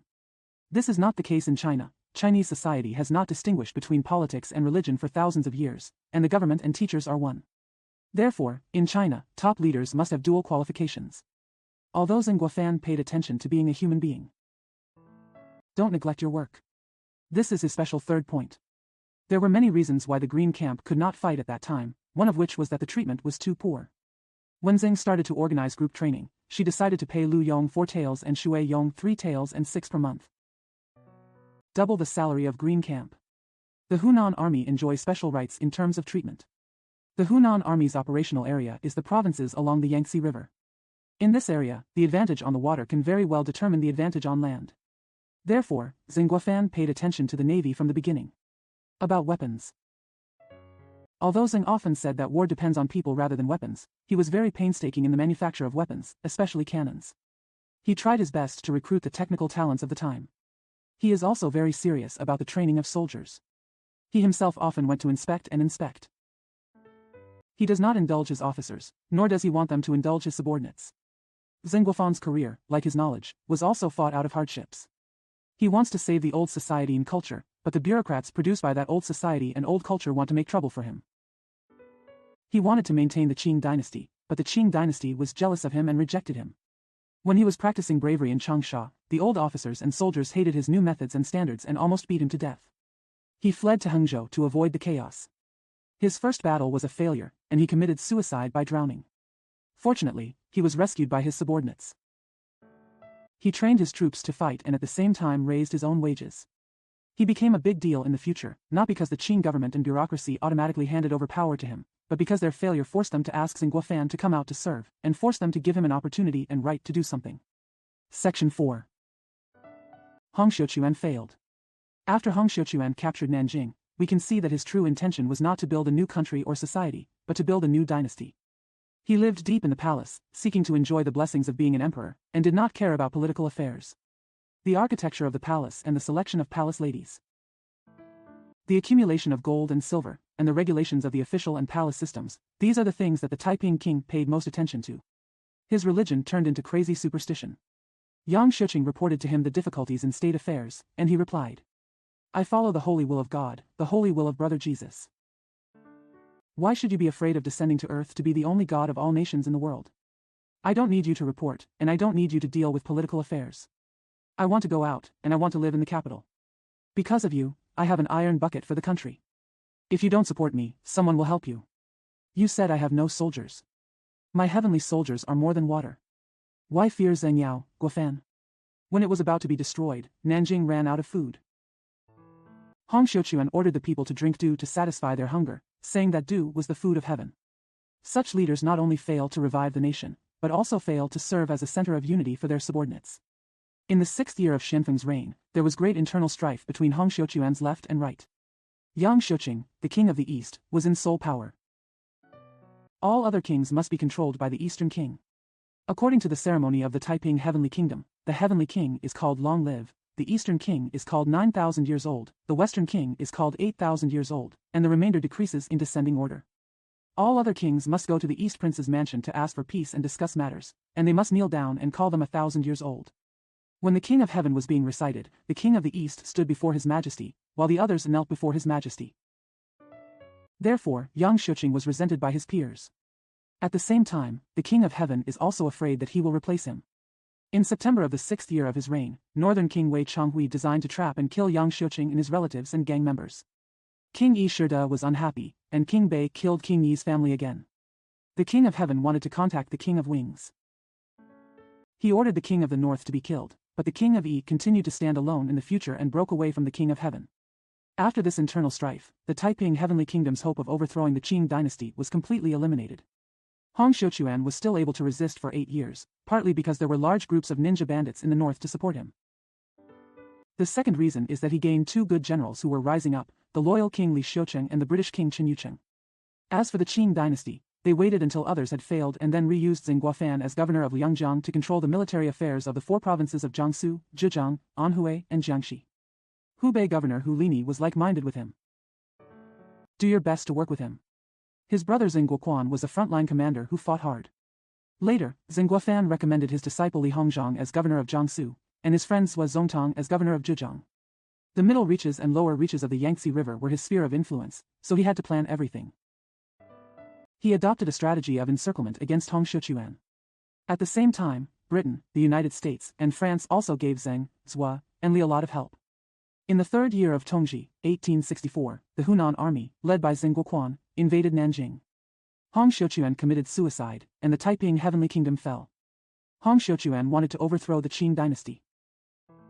Restoring the freedom of the Han people is certainly something we should admire. He wanted to equalize land rights. Although he did not implement it, it still showed that he had considerable political vision. His movement undoubtedly originated from the people, and even his religion catered to the people's psychology. But his shortcomings in personality and talent are many and huge. If he succeeds, he will not be able to bring happiness to our nation. All in all, the failure of the Taiping Rebellion proved that our country's old-style folk movements were unable to save the country and the nation. Can the scholar official movement led by Zheng Guofan save the country and the nation? He saved the Qing dynasty, there is no doubt about it. But the Qing dynasty could not save China if he objectively and honestly studied the Qing dynasty's governance in the Jiaqing, Daoguang, and Xianfeng dynasties. He should have known it was irredeemable. He did not know the truth, so after he pacified the Taiping Heavenly Kingdom, his attitude became negative. To be fair, it is natural and forgivable that Zheng Guofan wanted to save the Qing dynasty. First, China's old ethics is his stance. Moreover, the scholar-bureaucrat class is his support, and he cannot be disloyal to the emperor. Second, he thought that the Qing government would be quite enlightened after going through great tribulations. In fact, in the early years of Tongji, Beijing seemed to have a completely new scene and was quite promising because Prince Gong and Wenxiang were in charge. So Jia, Dao. Although the Xian dynasty was a troubled era, the Qing dynasty during the Tongji period did show signs of revival. Third, he was afraid that the demise of the Qing dynasty would cause long-term civil strife. He is well aware of Chinese history. For thousands of years, every time our country changed dynasties, it always went through long-term separatism and civil strife. Then the world will be unified and peaceful. In an era of seclusion and no interference from outsiders, although the Civil War caused endless suffering to the people, it would not lead to the destruction of the country. In the 19th century, surrounded by imperialists, a long-term civil war could lead to the destruction of the country, so Zheng Guofan wanted to maintain the Qing dynasty. This is the biggest reason. Under the premise of maintaining the Qing dynasty as the political center, Zheng Guofan's work was carried out in 2 aspects. On the one hand, he wants to innovate, that is to say, he wants to accept part of Western culture. On the other hand, he wants to be conservative, that is to say, restore the inherent virtues of our country. Innovation and conservatism were carried out at the same time. This was Zheng Guofan's great contribution to my country's modern history. We still admire Zheng Wenshengong because he has such a great vision. It is in vain to restore our country's old ethics without accepting Western culture. We have not yet been able to overcome our nation's great difficulty, because we must not use propriety, justice, and integrity to resist the imperialists' mechanical weapons and machinery. What's more, the old ethics itself has its own imperfections and should not be fully restored, nor can it be fully restored. At the same time, if we accept Western culture in vain without restoring our country's inherent virtues, we will not be able to save the country and the nation, because the corrupt old society and the old bureaucracy cannot carry out undertakings at all, no matter whether the undertaking is new or old. Zheng Guofan's revolutionary cause. We will discuss this in the next chapter. We have already talked about his conservative career in the previous section. Now we point out the shortcomings of his conservative enterprise. When the Hunan army first emerged, it had good mental discipline and high combat effectiveness. Later, when the number of people increased and the cause became great, the Hunan army degenerated. After the recapture of Nanjing, Xing himself admitted that the Hunan army was very angry, so he dismissed many of them. This proves that there is something fundamentally wrong with our country's old way of running the military. In addition, the Hunan army is full of clan and hometown concepts. The soldiers only know that they have direct superiors and do not know that they have a supreme commander. I didn't even know there was a country. One time, Xing Guoquan returned to his hometown to recruit troops and handed over the original troops to Xing Guofan for temporary management. These troops are unruly. Guofan had no choice but to urge Guoquan to return to camp quickly. Therefore, the Hunan army is the beginning of a private army. The spirit of the Hunan army was later passed on to the Huai army under Li Hongzhang, and the Huai army was later passed on to Yuan Shikai's Beiyang army. We know that since the Republic of China, Beiyang warlords have used private armies to divide the country and hinder reunification. Investigating the root cause, we cannot but blame the Hunan army. The shortcomings of the old method can also be seen here. Chapter 3, Self-Improvement and its Failure. Section 1, Cooperate internally and externally for self-improvement. Prince Gong and Wen Xiang learned 3 lessons from the experience of the British and French coalition forces. First, their precise understanding of Western weapons and military training methods is far superior to ours. In the 10th year of Xianfeng's reign, Xing Jilinkin and Xing Bao served as defenders of Beijing and Tianjin. These 2 men were famous generals at the time. After their disastrous defeat, people had no choice but to admit the superiority of the Western army. Second, Prince Gong and Wen Xiang discovered that the Westerners were not only willing to sell weapons to us, but were also willing to teach us the secrets of making weapons and how to train the army. This was quite unexpected. They see this as our opportunity to strengthen ourselves. Third, Prince Gong and Wen Xiang discovered that Westerners were not as ambitious and dishonest as they had imagined. Although the British and French troops occupied Beijing and had sufficient strength to do whatever they wanted, after the Treaty of Beijing was concluded, the British and French actually withdrew their troops in accordance with the treaty. Return the capital. People at the time thought this was a great thing, and it proved that Westerners also kept their faith, so it was not impossible to deal with outsiders. From these 3 lessons, Prince Gong and Wen Xiang set a new policy. First, they decided to use barbarian weapons and barbarian methods to deal with the barbarians. In other words, they felt that China should accept the military part of Western culture. So they bought foreign weapons and hired foreign instructors. They say this is China's way to strengthen itself. Second, they know that self-improvement cannot be established in the short term. Before its self-strength reaches the expected level, China should abide by its treaties to avoid war. Prince Gong and Wen Xiang were both bloody people who were very determined to implement their new policies. When the country was in crisis, they dared to come out to deal with outsiders. And relying solely on the use of diplomacy, they actually regained the capital. People at the time thought this was their miraculous achievement. Moreover, Prince Gong was Xianfeng's biological brother and Tongzhi's biological uncle. Their status is the most noble in the whole dynasty, and with their determination and qualifications, they became the center of the self-improvement movement in Beijing. At the same time, Xing Guofan, Zhuo Zongtang, Hu Lini, and Li Hongzhang outside Beijing also learned the same lesson. What initially attracted their attention was the ships used by outsiders to smuggle arms and food in the lower reaches of the Yangtze River and sell them to the Taiping army. It is said that Hu Lini had such an experience in Anqing. Riding to the riverside, he suddenly saw 2 foreign ships with drums heading west, as fast as a galloping horse and as fast as the wind. Wenzhong, namely Hu, changed his face and became silent. He reined up his horse and returned to camp. He vomited blood on the way and almost fell off his horse. Yan Danshu wrote to Shangshang. In the Wenzhong shogunate, he always discussed Western affairs with Wenzhong. Wen Zongzhou waved his hands, closed his eyes, and looked unhappy for a long time, saying, "This is beyond our knowledge." It can be seen that the ship had a deep impression on Hu Wenzhong, and Zheng, Zhua, and Li were roughly the same. I once found some old scholars, blacksmiths and carpenters who knew mathematics and physics in Anqing to try to build a ship, which caused me to be unable to move in the future. Zhua conducted the same experiment in Hangzhou and obtained the same results, which fully proves that such people attach great importance to Western machinery. When fighting in the lower reaches of the Yangtze River, the Taiping army and the Hunan army and the Huai army both bid for foreign guns. Li Hongzhang set up his base in Shanghai and had the most contacts with outsiders. He also has a deep understanding of Western culture, and his subordinates also have a victorious army led by British officer Gordon. Less than a year after he arrived in Shanghai, he wrote to Xing Guofan. Hongzhang tasted the warships of the British and French admirals and saw the purity of their cannons and the exquisiteness of their medicines. The distinctiveness of the equipment and the majesty of the team are beyond the reach of China. I am deeply ashamed that Chinese weapons are far inferior to those of foreign countries. I have ordered my soldiers to humbly endure humiliation and learn one or two secret techniques from the Westerners, and I hope they will make a difference. If I stay in Shanghai for a long time and fail to learn from the foreigners' skills, I will regret a lot. Tongji 3 years, 1864. He also wrote to Prince Gong and Wen Xiang. Hongzhang secretly believed that when the world is poor, it will change, and if it changes, it will be prosperous. The Chinese scholar bureaucrats were immersed in the habit of writing in small regular script, and the warriors were so crude that they did not pay attention to it, so they used it beyond what they had learned, and what they learned was not used. If there is nothing wrong, they will denounce foreign weapons as fancy tricks. If you think you don't need to learn, then something will surprise you and the foreign weapon will become strange and magical, so you think you can't learn. I don't know that foreigners have regarded firearms as a matter of body, mind and life for hundreds of years. Once you suddenly understand it and combine yin and yang to coordinate creation, you will be able to command as you wish and follow your heart's desires. The former countries of Britain and France. Treating Japan as a foreign government, they wantonly punish others. The Japanese monarchs and ministers were determined to be powerful, and they selected talented people from the clan and ministers' children to go to Western countries' tool-making factories to learn various skills.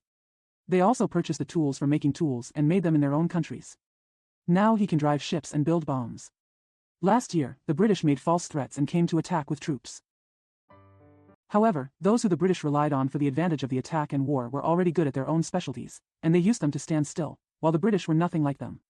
Today's Japan is like the Japanese pirates of the Ming dynasty. It is far away from the Western countries but close to China. If I am able to stand on my own, I will keep my beauty attached to me and observe the shortcomings and strengths of Westerners. I have no way to strengthen myself. Then you can imitate others and share the benefits of the Westerners. Japan is only a small overseas country, but it can still change its course in time and know what to do. However, because our country is extremely connected in its deep dimensions, I can also change my plans suddenly. Duji once said, if the benefits are not enough, the law will not change. If the merit is not 10, it is difficult to change the tool. Su Zizhan said that when there is nothing, it is enough to gain fame, but it always suffers from disbelief. When there is something, it is enough to gain faith, but it suffers from lack of belief. Hongzhang believes that if China wants to strengthen itself, it is better to learn foreign weapons. If you want to learn foreign sharp weapons, there is no better way than to find the tools to make them. Learn their methods without having to use all their people. If you want to find tools and people to make utensils, I will set up a special subject to recruit scholars. The scholars will be regarded as the swans of wealth and fame throughout their lives, so that their careers can be completed, their careers can be refined, and their talents can also be gathered. This letter was written by China's greatest statesman in the 19th century. An article of most historical value. We should recite it again and again. Li Hongzhang was the first to believe that in the 19th century, my country could only survive by learning Western scientific machinery. Second, during his 3 years in Tongji, Li Hongzhang had clearly seen which one was stronger between China and Japan. It depends on which country changes quickly. He immediately saw the world historical significance of Japan's Meiji Restoration, and loudly urged people at that time to wake up and work hard. This is especially enough to show the greatness of Li Hongzhang.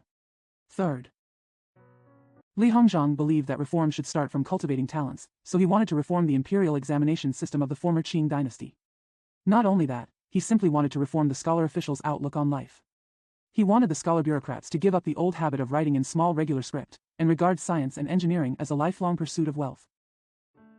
Because Li Hongzhang understood the times clearly, he became a central figure in the self-improvement movement during the Tongji and Guangxu years.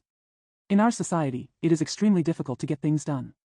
Although the self-improvement movement started during the Tongji period did not achieve its goal, it was able to achieve considerable results. A lot of effort has been spent. If there had not been Prince Gong and Wen Xiang presiding in Beijing at that time, and if Zheng Guofan, Li Hongzhang, and Zhuo Zongtang had not promoted it outside Beijing, then China after the British-French Allied forces and the Taiping Rebellion would still be indifferent, just like China after the Opium War. Therefore, we must carefully study what these leaders of the times have done. The second quarter, moving forward step by step. There are many causes for self-improvement. I will select the most important ones and list them below. In the 11th year of Xianfeng's reign, Prince Gong and Wen Xiang hired foreign officers to train the new army in Tianjin.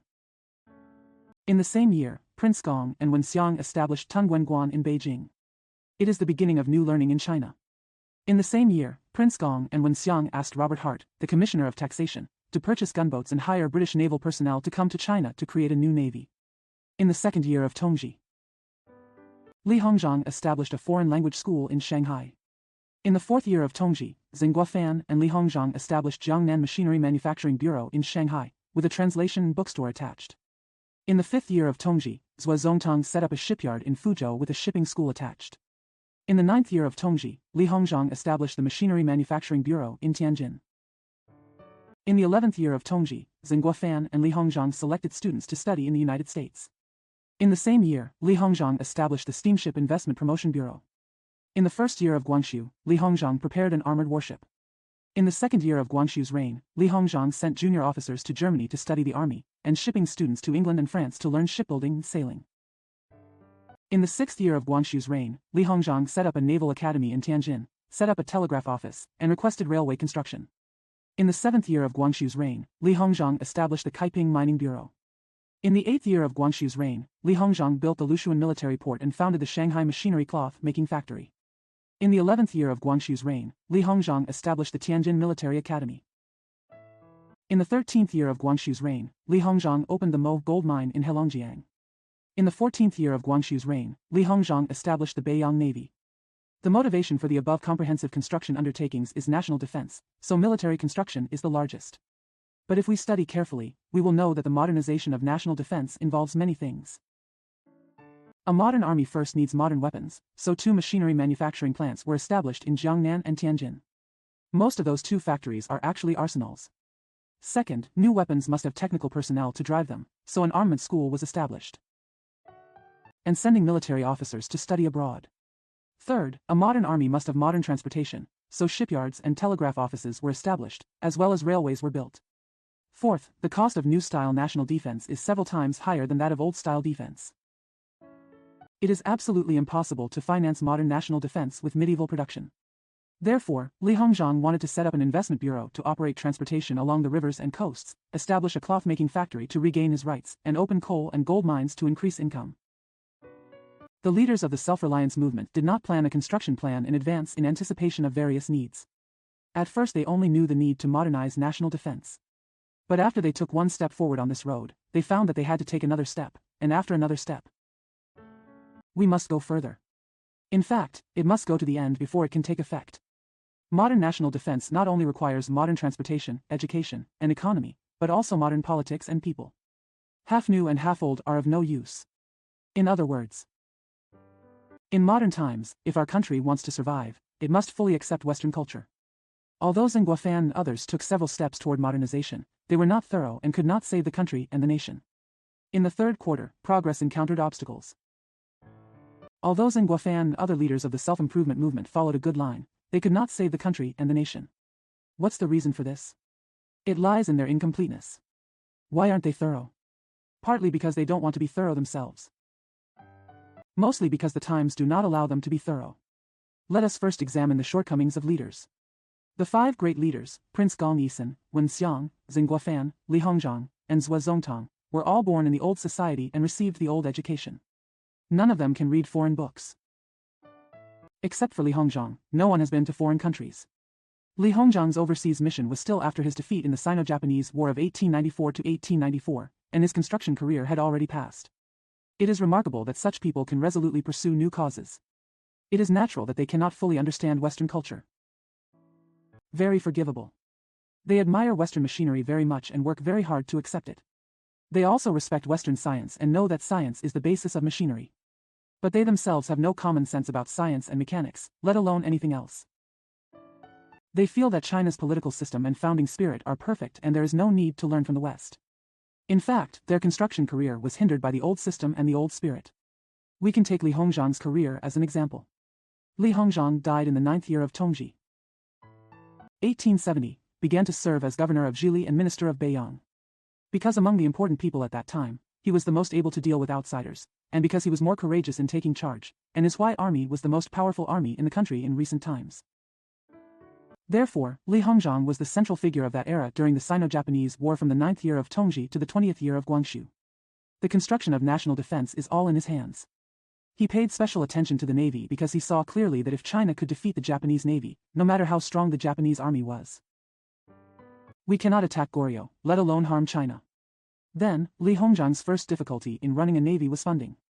Funding was difficult because China's financial system at that time, like the general political system, was medieval.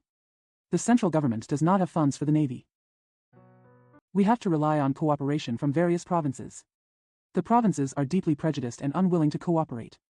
When the central government asked the provinces for assistance, each province sought the least amount. After it was approved, it could not fully allocate funds on time, so it always had to be postponed and discounted. Secondly, at that time, the royal family used money without any restrictions, and no distinction was made between public and private matters. After Tongji died, there was no heir, so the Queen Mother of the West chose a child as emperor, named Guangxu, but the real power was not in the hands of the Queen Mother of the West. When Guangxu was about to come of age and take charge, Guangxu and his father, Prince Chun, were unwilling to hand over the power to the Queen Mother. Prince Chun decided to rebuild the Summer Palace, on the one hand to show Guangxu's filial piety to the Queen Mother of the West, and on the other hand to make the Queen Mother of the West indulge in pleasure and stop being involved in politics. The cost of rebuilding the Summer Palace was huge and it was impossible to prepare, so Prince Chun asked Li Hongzhang for help. Mrs. Li did not dare to offend Prince Chun. Not even daring to offend the Queen Mother of the West, she had no choice but to divert the funds for navy construction to rebuild the Summer Palace. Therefore, in the 7 years before the Sino-Japanese War, the Chinese Navy did not order a single new ship. Under the modern political system, this kind of thing cannot happen. There is no new civil service system and auditing system in the agency presided over by Li Hongzhang. Even under an extremely honest and rigorous leader, without a good system, corruption cannot be eradicated, not to mention that Mr. Li himself is not honest. The more money people handle in the Navy, the greater their chances of making a fortune. By the time of the Sino-Japanese War, although the cannons on our ships were larger than those of Japan, they did not have enough shells, and the bullets were not filled with gunpowder. Foreign businessmen and officials colluded and made private fortunes. The affairs of the country were ruined. Li Hongzhang's own naive scientific knowledge was also one of the reasons for the failure of his career. When the Beiyang Navy was first established, he invited experienced officers from the British Navy to serve as chief instructors and deputy commanders. Around the 10th year of Guangxu's reign, China's Navy had very strict discipline. The drills were very diligent and technology progressed rapidly. At that time, China's Navy was very promising. Later, Li Hongzhang misunderstood others and dismissed the officers of the British Navy and hired officers of the German Army Cavalry as chief instructors of the Navy. From then on, the technology of our Navy deteriorated. Moreover, the commander-in-chief of the Navy used by Li Hongzhang was Ding Ruchang, who knew nothing about the Navy. Ding was originally a cavalry leader in the Huai Army. Of course, as the leader of the Navy, he can only make mistakes but not achieve anything. During the Sino-Japanese War of 1894 to 1894, the Chinese Navy ranked 8th in the world. Japan's Navy ranks 11th. Our failure was not because the ships were inferior to the people, the cannons were inferior to the people, or the strategies and tactics were inferior to the people. This is the case with the Beiyang Navy, and it is the same with other self-improvement undertakings. In short, the self-improvement movement during the Tongji and Guangxu years could not save the country. It's not because the line is wrong, it's because the leaders are not new enough, so they cannot be thorough. But if the leaders at that time were newer and wanted to further accept Western culture, would society allow them? Society must give them greater obstacles. The kind of incomplete reforms they carried out have already been opposed by ordinary people. If they go further, the opposition will be even greater. Take the railway for example. In the 6th year of Guangxu, 1880, Li Hongzhang and Lu Mingchuan petitioned for construction. By the 20th year of Guangxu's reign, only a small section near Tianjin was built. Why? Because most people believe that building railways will destroy feng shui.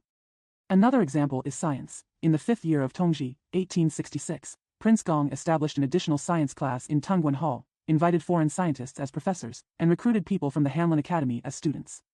His reasons are very good. He said that buying foreign ships and guns was only a temporary expedient, and the fundamental solution was to make them ourselves. But if you want to make it yourself, you must have a scientific talent. So he wanted to invite foreigners to teach science to young Chinese students. He added, "Husband, the world's shame is nothing to be ashamed of but being inferior to others." Japan, a small country, still knows how to be ambitious and powerful. China alone is obsessed with following old habits and does not want to cheer up. How shameful is it? Now, instead of being ashamed to be inferior to others, and only to be ashamed of learning from others, you will settle for being inferior to others and never learn from them. How can you avenge your shame? Although what he said was justified, there were still people who objected. At that time, there was a well-known and respected scholar in Beijing, Wu Ren, who objected loudly. "I have heard that the way to build a country is to respect etiquette and righteousness rather than power and strategy. The fundamental purpose lies in the human heart, not in skills." At that time, there was a well-known and respected scholar in Beijing, Wu Ren, who objected loudly. "I have heard that the way to build a country is to respect etiquette and righteousness rather than power and strategy. The fundamental purpose lies in the human heart, not in skills." Now, if you are at the end of your art and you take a barbarian as your teacher, no matter how cunning the barbarians are, you may not be able to pass on their exquisite skills. Even if the teacher teaches sincerely, what he can achieve is nothing more than a person who is a magician. From ancient times to the present, I have never heard of anyone being able to weaken or invigorate a weak person by relying on magic numbers. The world is so big that there is no need for lack of talent. If astronomy and arithmetic must be taught, and those who learn from others must be masters of their skills, why bother to barbarize others? Why should we learn from the foreigners? Prince Gong was extremely angry. He replied, "Since the great scholar saw this as a hindrance, he must have had other good intentions. If there is a clever plan that can control foreign countries without being controlled by foreign countries, I should follow the great scholars and use all my ignorance to discuss it carefully. If there is no other good strategy, just use words such as loyalty and trustworthiness as armor, etiquette and justice as oars. It is said that it can break the Chongzunzu, which is enough to defeat the enemy, but I really don't dare to believe it." Warren was just a conservative fool, but the scholar bureaucrats at the time actually listened to him and refused to take the exam for the science class at Tungwan Hall.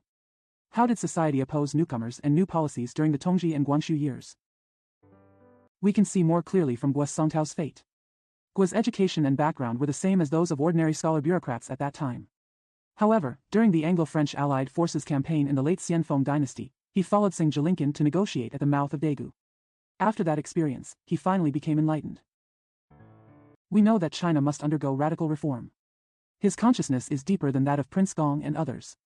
According to his research, during the heyday of the Han and Tang dynasties, we often interacted with foreigners on an equal footing. We had a philosophy of being insular and arrogant. It was advocated by the Neo-Confucian scholars during the period when the power of the southern Song dynasty was weak, and it is by no means sufficient as a lesson. In the early years of Tongji, a group of scholar bureaucrats in Nanchang, Jiangxi province destroyed churches and killed missionaries. Governor Shen Baozhen, Lin Zexu's son-in-law, praised the scholar bureaucrats for their righteousness, while Guo Songtao rebuked Shen for his stubbornness. When Guo was the governor of Guangdong, the people of Shantao, like the people of Guangzhou before, did not allow foreigners to enter the city. He desperately forced Shantao people to abide by the treaty and allowed foreigners to enter the city. In the first year of Guangxu's reign, Xin Yueying, the governor of Yunnan and Guizhou, opposed the British's entry into Yunnan.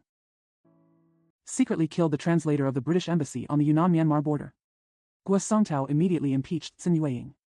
The next year, the government sent him as an envoy to Britain and France, and China had ministers stationed abroad starting from him.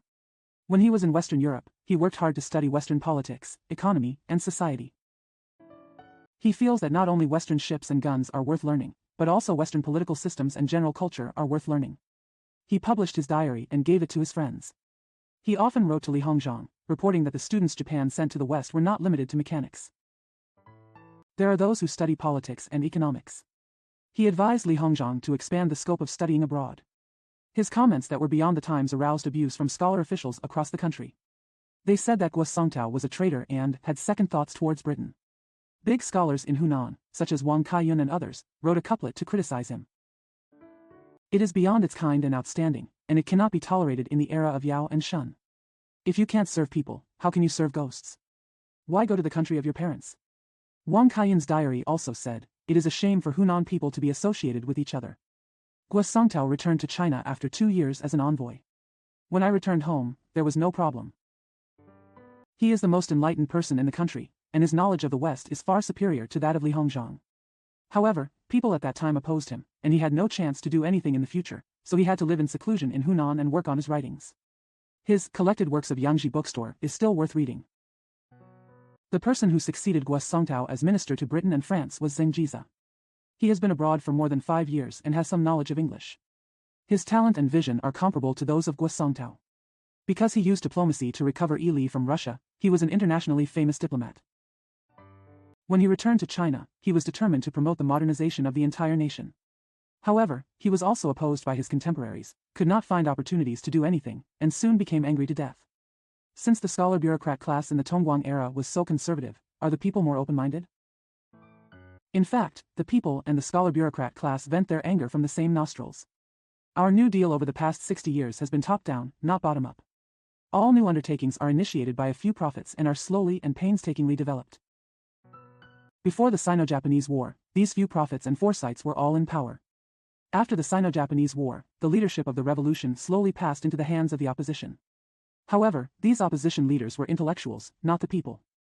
Strictly speaking, Popular superstition is one of the biggest obstacles to our nation's acceptance of Western culture in modern times. In the fourth quarter, the scholar officials acted rashly. During the Tongji and Guangxu years, although the people were more conservative than the scholar bureaucrat class, the people were passive, and leadership and governance were in the hands of the scholar official class. Unfortunately, the scholar official class of that era, except for a very small number, had no understanding of the general trend of the world at that time. Tongji lasted for 13 years, from 1862 to 1874. During this period, Germany was unified and Italy was unified. The central government of the United States also eliminated the independence movement in the South and restored and strengthened the unity of the United States. That period was a period of great success for nationalism in the West. After the reunification of these countries, great domestic construction and economic development will follow. Before Tongji, the only major powers that practiced imperialism abroad were Britain, Russia, and France. After Tongji, the United States, Germany, and Italy were added. The more competitors there are, the more intense the competition becomes. And before Tongji, Britain was the only industrialized country in the world, and British manufactured products were sold all over the world. After Tongji, virtue, beauty. France has also gradually become industrialized and capitalized. In addition to the competition for political power in the world, there is also new fierce economic competition. Our country's situation during the Guangxu period was far more difficult than that during the Daoguang and Xianfeng periods. Imperialism is our great enemy. This was true during the reign of Tongji and Guangxu, and it is still the case now. Anyone who wants to save the country should understand the true nature of imperialism. Imperialism and capitalism are related. The relationship can be said to have three levels. First, capitalist countries are eager to invest in foreign countries. The more domestic capital there is, the lower the interest rate will be. For example, Britain and the United States have a lot of capital, and it is considered very good if capitalists can get 4% interest. But if British and American capitalists can invest capital in China, India, or South America, the annual interest rate can easily reach 7% or higher. So British and American capitalists competed to invest in undeveloped countries.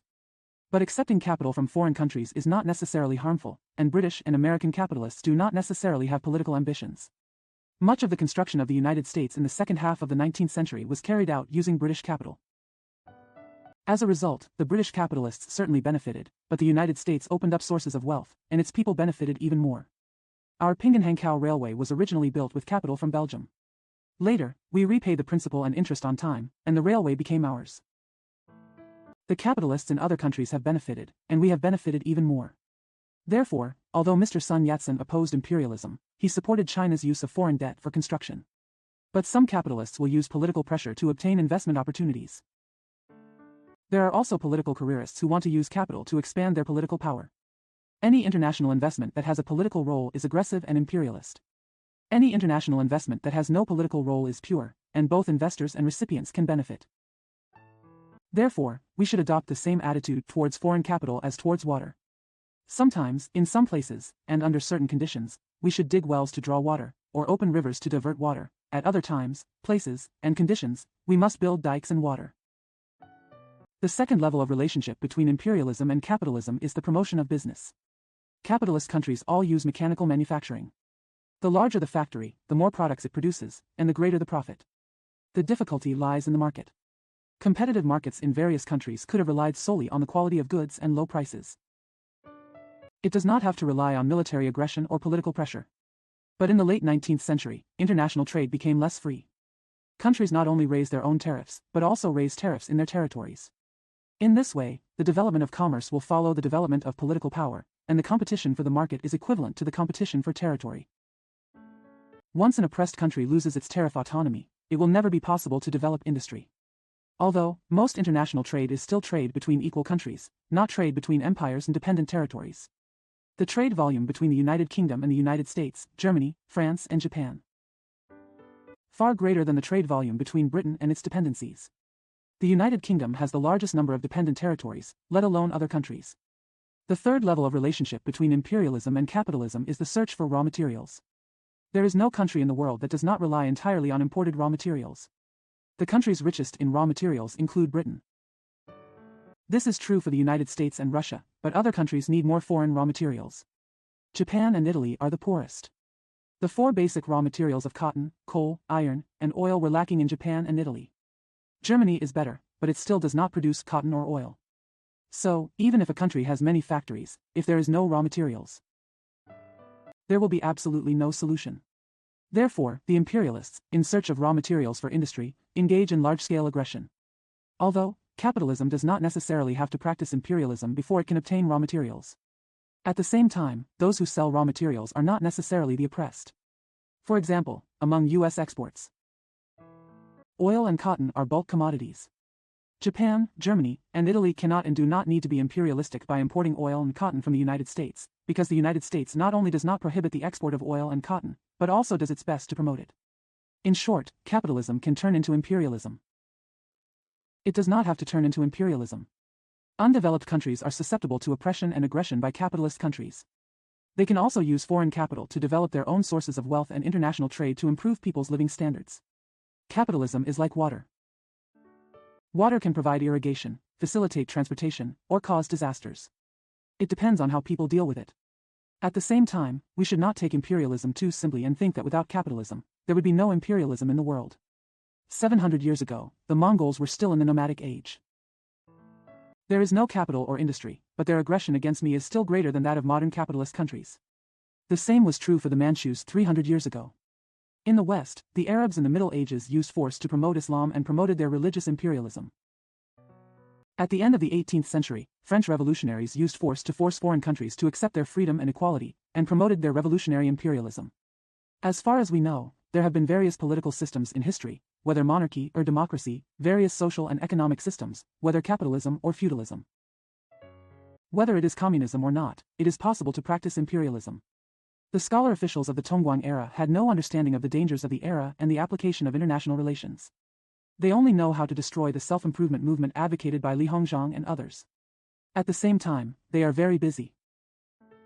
If the government listened to them, China would hardly be at war with foreign countries every day of the year. During the Taiping Rebellion in the Yangtze River Basin, Mian bandits in the north, and Hui rebellions in Shaanxi, Gansu, and Xinjiang, the Qing government ordered Zhuo Zongtang to lead the Hunan army to recover the northwest. Russia took advantage of my revolt and occupied Ili. This is Russia's habit of taking advantage of others' misfortune. In the 19th century, Russia occupied the most of our lands. In the last years of Xianfeng's reign, Russia took advantage of the Taiping Rebellion and the British and French forces to occupy my country's territory north of Heilongjiang and east of Ashuri, totaling 300,000 square miles. The current Amur and Primorai provinces in Russia, including Vladivostok, were robbed during that time. At the end of Tongji, when Russia occupied western Xinjiang and the Qing court protested, Russia pretended that it had no territorial ambitions and that it only represented our protection of Ili. Wait until we calm down the chaos. He must return the land to us. In fact, Russia predicts that China will never be able to quell the rebellion, and China will never be able to extend its influence to Xinjiang. Then Russia can not only annex Ili, but also encroach on the entire Xinjiang. China has no recourse for the time being. I have no choice but to regard Ili as an unsolved case between China and Russia. Zhuo Zongtang's military success was not only unexpected by Russia, but also unexpected by ourselves. He recovered Shaanxi and Gansu one after another. In the first year of Guangxu, he was preparing to attack Xinjiang, and military expenditure became a big problem. From the 30th year of Daoguang's reign when Hong Xiuquan launched his army to the first year of Guangxu's reign, for 25 years, China was constantly in the midst of civil strife and civil war. It was exhausted. How could it continue to manage Xinjiang? In addition, transportation is inconvenient. Xinjiang has complex ethnic groups in a vast area, so success or failure seems uncertain. A big debate ensued. Zhuo Zongtang was very fond of making great achievements, and he focused on attacking. He said that descendants have no reason to give up the land left by their ancestors. He also said that if Xinjiang is not preserved, Shaanxi Gansu cannot be preserved, Shaanxi Gansu cannot be preserved, Shaanxi cannot be preserved, and Shaanxi cannot be preserved, Hebei cannot be preserved. His reasons seemed to be sufficient. The remarks were very passionate. Li Hongzhang's view is exactly the opposite of Zhuo's. Li said that since China occupied Xinjiang during the Qianlong period, China has not received any benefits and has wasted money on military garrison. This is a real situation. He also said that China's great disaster was not in the northwest but in the coastal provinces in the east, because the coastal provinces were the essence of China, and the oppression of the imperialists was more in the east than in the west. Since the Japanese restoration, Li Hongzhang has become even more anxious. He feels that Japan is China's real enemy because Japan is bent on pursuing me and he has no plans. Moreover, they are so close that it is easier to mobilize troops. As for the Western countries' mutual restraint, their outward development is not limited to the Far East. They are far apart and cannot use their troops casually.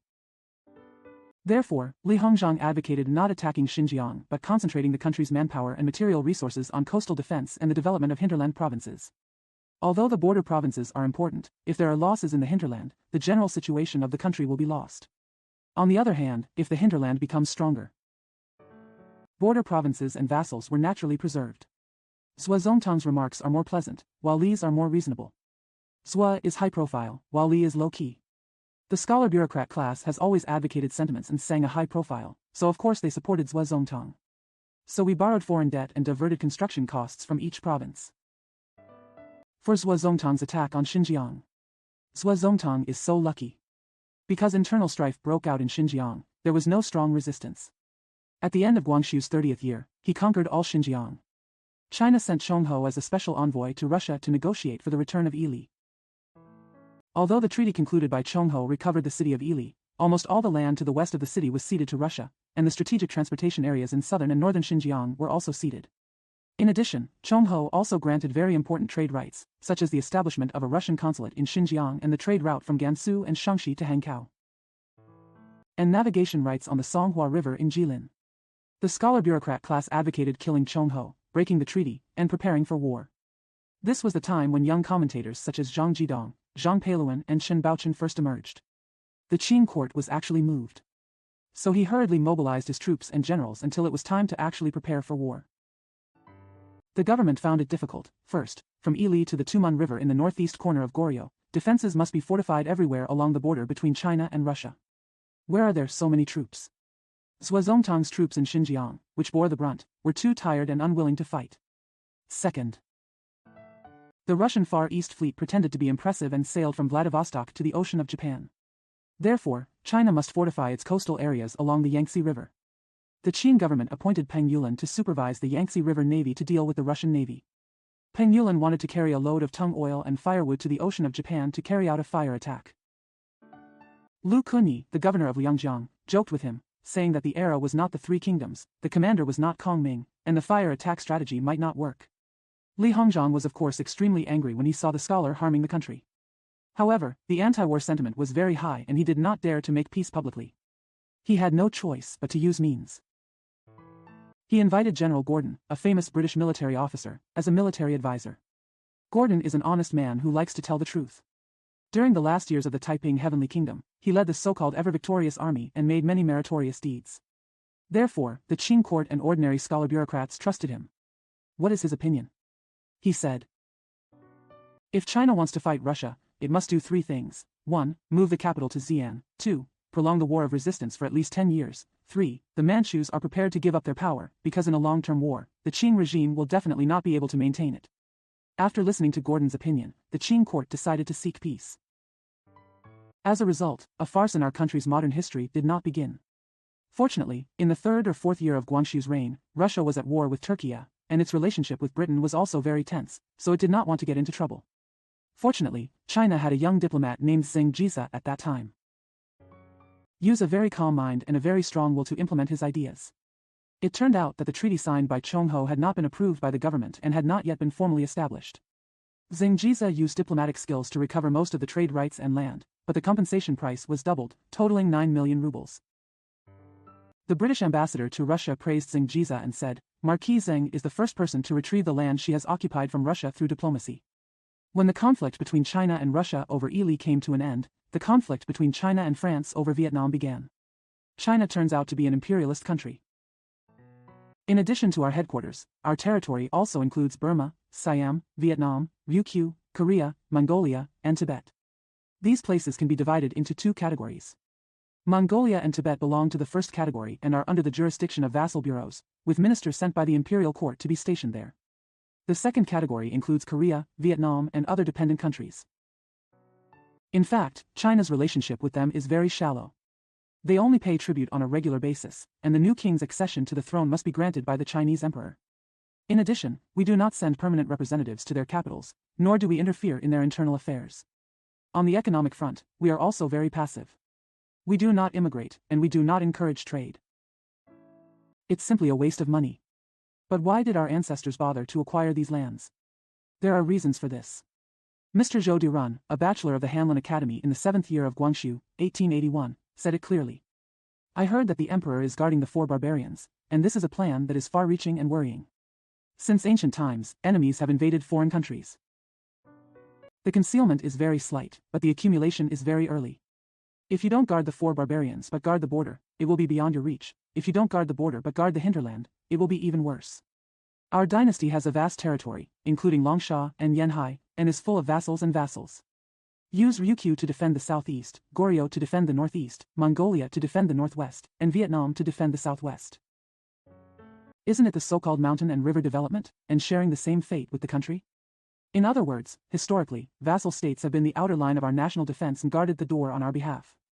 In ancient times, this statement had considerable truth. In modern times, the situation is very different. During the Daoguang period, the British directly attacked Guangdong, Fujian. In Zhejiang and Jiangsu, the British and French allied forces entered Beijing directly. The so-called national defense perimeter was of no use. If we still want to maintain the outside line in this era, we should also change our plans. We should help these weak countries become independent, because independent Korea, Ryukyu, Vietnam, Myanmar must not invade us. What we fear is not that they will become independent, but that they will become puppets of the imperialists. In any case, since outsiders are directly attacking our hinterland, we have no time to worry about the outside lines. Assisting these weak countries to achieve independence is revolutionary diplomacy.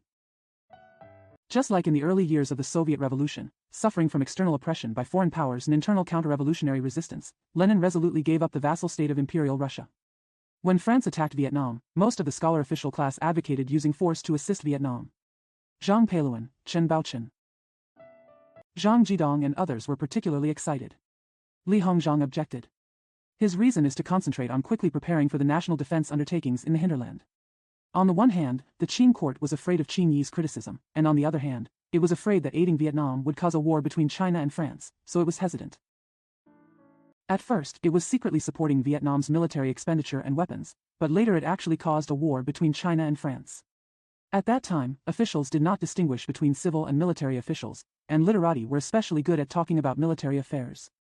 Beijing then sent Zhang Peiluan, a fierce member of the main militant faction, to defend the Fuzhou shipyard. Chen Baochen went to help with the defense of Liangjiang. No need to say. Gentlemen who talk on paper are of no use. When the French Navy attacked the shipyard, Zhang Peiluan escaped as quickly as possible.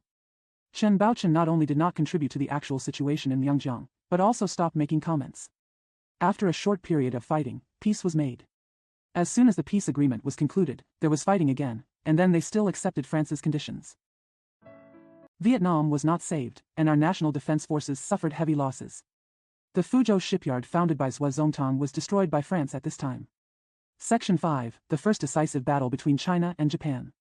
Li Hongzhang clearly saw that Japan was China's strong enemy in the early years of Japan's Meiji Restoration. He also knew that the outcome of China and Japan would depend on which country's new armaments progressed faster. He paid special attention to the navy, because Japan must first win at sea and then attack the mainland. Therefore, he opposed Zhuo Zongtang's use of force to regain Xinjiang, and opposed going to war with Russia over the Ili issue. Opposed a war with France over Vietnam. He wants to save all these war expenses to expand the navy. His vision is far beyond that of ordinary people. Li Hongzhang paid special attention to Sino-Japanese relations and had to pay special attention to Korea. Goryeo's position in national defense was extremely important. Because Goryeo can be used as a base area for the enemy's army to invade our northeast, and it can also be used as a base area for the enemy's navy to invade our Shandong and Hebei provinces. On the other hand, Goryeo's position in Japan's national defense is also very important. With Korea in our hands, Japan still feels uneasy. Once occupied by Russia or Britain, Japan would feel an even greater threat. Therefore, Goryeo is also a battleground for Japan. In the early years of Guangxu, King Li Shi of Goryeo was young, and his father Li Shiying, the king of Daiyuan, was regent.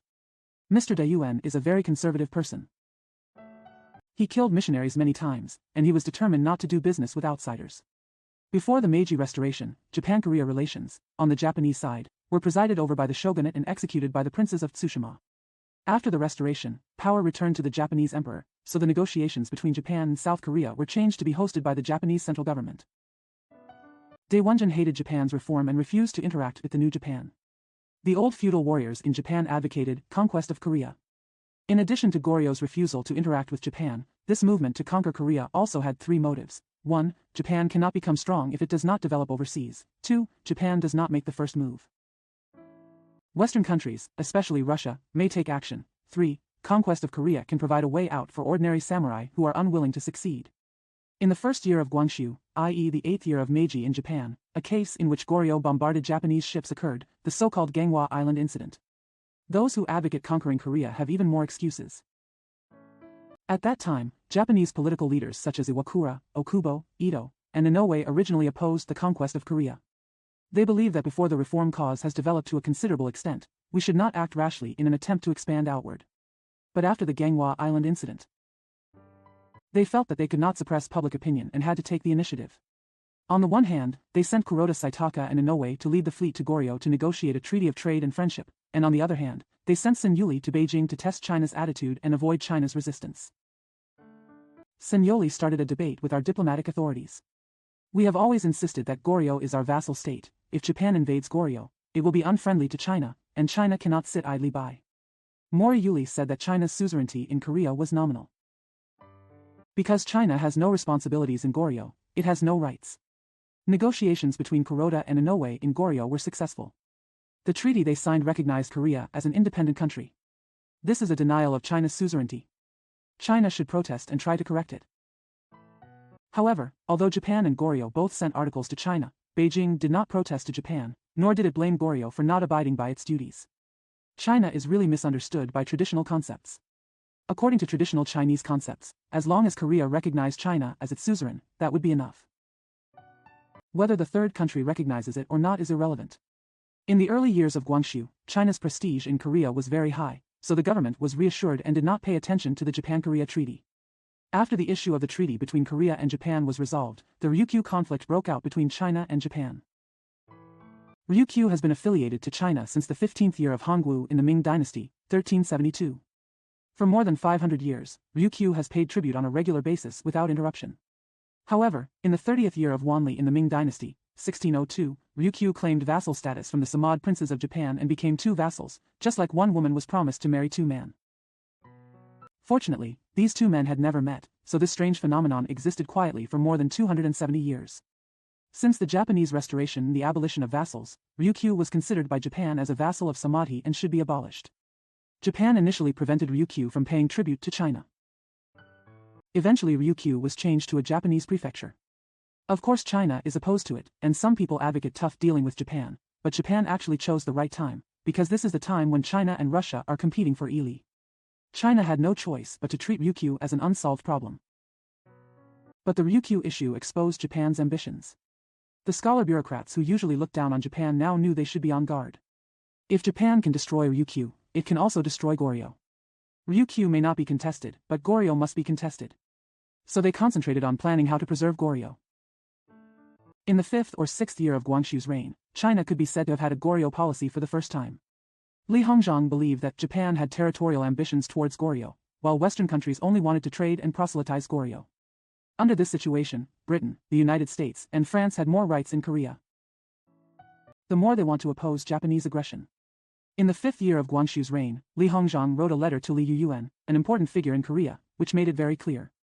For the current plan, it seems appropriate to use the strategy of fighting poison with poison to defeat the enemy, and take advantage of the opportunity to make treaties with various countries in Europe and the West in order to contain Japan. Japan relies on its deceptive power. The plan to destroy Ryukyu with the intention of swallowing up whales and cannibalism has emerged. Your country cannot be unprepared. However, the one who Japan is afraid of is Taixi. It may be insufficient to control Japan with the power of Korea, but it is more than enough to control Japan through unification and trade with the West. After 3 years of exhortation and campaign, only then did Korea accept this new policy. In the spring of the 8th year of Guangxu's reign, introduced by China, Goryeo concluded a trade treaty with Britain, the United States, Germany and France. Unfortunately, civil strife broke out in Goryeo at this time. The king's father, de Yuanjun Li Shiying, opposed the New Deal and feared that the Queen's Min family would be in power. In June of the 8th year of Guangxu's reign, he suddenly instigated a mutiny, besieged the Japanese embassy, and killed prominent Min people. Li Hongzhang's advisor Xue Fuqing suggested that China quickly send troops to Goryeo to quell the civil strife, both to express China's suzerainty and to prevent Japan. China sent Wu Chongqing to lead his Hui army directly into the capital of Goryeo. There were 2 young men under Wu Chongqing, Zhang Jian and Yuan Shikai. They were very courageous, and the Goryeo soldiers had no ability to resist. So they first sent King Deyuan to Tianjin, and then sent troops to occupy the dangerous strategic points of Seoul. In a few hours, Li Shiying's army was dispersed. Wu Changqing now actually became the master of Goryeo. Later, Goryeo promised to pay compensation to Japan and promised the Japanese embassy to retain its guards. In this way, China and Japan both had troops in Kyoto, forming a confrontation. The beginning of summer in the 8th year. China's victory in Seoul caused many people to underestimate the enemy. Zhang Jian advocated simply destroying Goryeo. Zhang Peiluan and Deng Qingxiu suggested that Li Hongzhang set up a base camp in Yantai, mobilize the navy and army, and prepare to declare war on Japan. Zhang Peiluan said, "Since Japan reformed its laws, the people have hated it and wanted to return to feudalism." Then he wanted to reform the civil affairs. The two parties, Sa and Chang, are competing for power. The national debt is piling up, and paper is used as currency. Although the military system is similar to that of Wu Taishi, there are no generals outside and no advisors inside. When asked about the division's ships, the Fuso ship was the top one. It was corroded by iron and the wood was not resistant to wind and waves. The rest were just small cannons and boats. They went to China's Dingyuan iron ship. He is extremely brave and shows great power. When asked about the number of his troops, the army has 40,000 to 50,000 men and the navy has 3,000 to 4,000 men. There are many officials and soldiers who are short of vacancies. Recently, idlers have been recruited to fill the army. In the battle formation, most of them were timid, and the armies in Huaixiang, China were far away. Deng Qingxiu also said this. Hibiscus soil. However, the two mainland industries are careful. The total cash in the central government is less than 5 million taels. If you are in such embarrassment, why serve your country? The navy is less than 8,000, and half of the ships are in ruins. The army is divided into 6 towns. According to statistics, there are less than 40,000 on land and water, and the army is not elite. However, those who dare to disregard it must not know how big China is. It's not that we don't know that China is rich and powerful, but we rely on China's fear of trouble, and China's repeated attacks are difficult to detect. These two self-proclaimed Japan experts see things too easily. Li Hongzhang saw it more clearly. He said, "Since the reform, he has been bent on flattering the Westerners and wants nothing more than to steal their thoughts." Think of it as a self-defeating technique. This year, Senator Hirobumi Ito was sent to Europe to inspect civil affairs, Prince Yasukawa was sent back to Russia, and an envoy was dispatched to Italy to station in the Austro-Hungarian Empire. They looked at each other on the road, and their attention was on establishing the party through friendship. Westerners are also happy to attach themselves to him whenever they encounter Sino-Japanese negotiations. Often intended to be protective. Since the country has a lot of foreign debt and is facing a crisis, the Westerners are protecting it for the sake of self-protection and financial gain, or they may be hiding it. It is taboo for military strategists to reveal the appearance of plotting against a man before he has any tools to plot against him. Japan is following the Western approach step by step, although it is only similar in appearance, but all its ships and guns are enough to rival us. If we have to fight thousands of miles across the sea to win or lose, and control his death, I dare not say that I am sure. Secondly, there is no need to do anything about the Eastern expedition, but the ambition to do so is indispensable. China cannot wait a day to slow down its recruitment of new naval officers. In the past, the Ministry of Household Affairs allocated a total of 4 million taels per year for coastal defense funds for Beiyang and South China.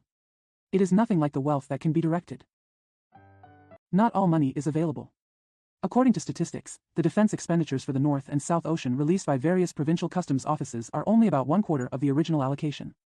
Could you request an order to the Prime Minister's Office of the Ministry of Household Affairs to verify the actual amount of defense expenses collected by Nanbing every year, so as to ensure that the original 4 million taels are met? So 5 years later, the two branches of the Northern and Southern Navy can be successful. After this great debate ended, the Vietnam issue arose again.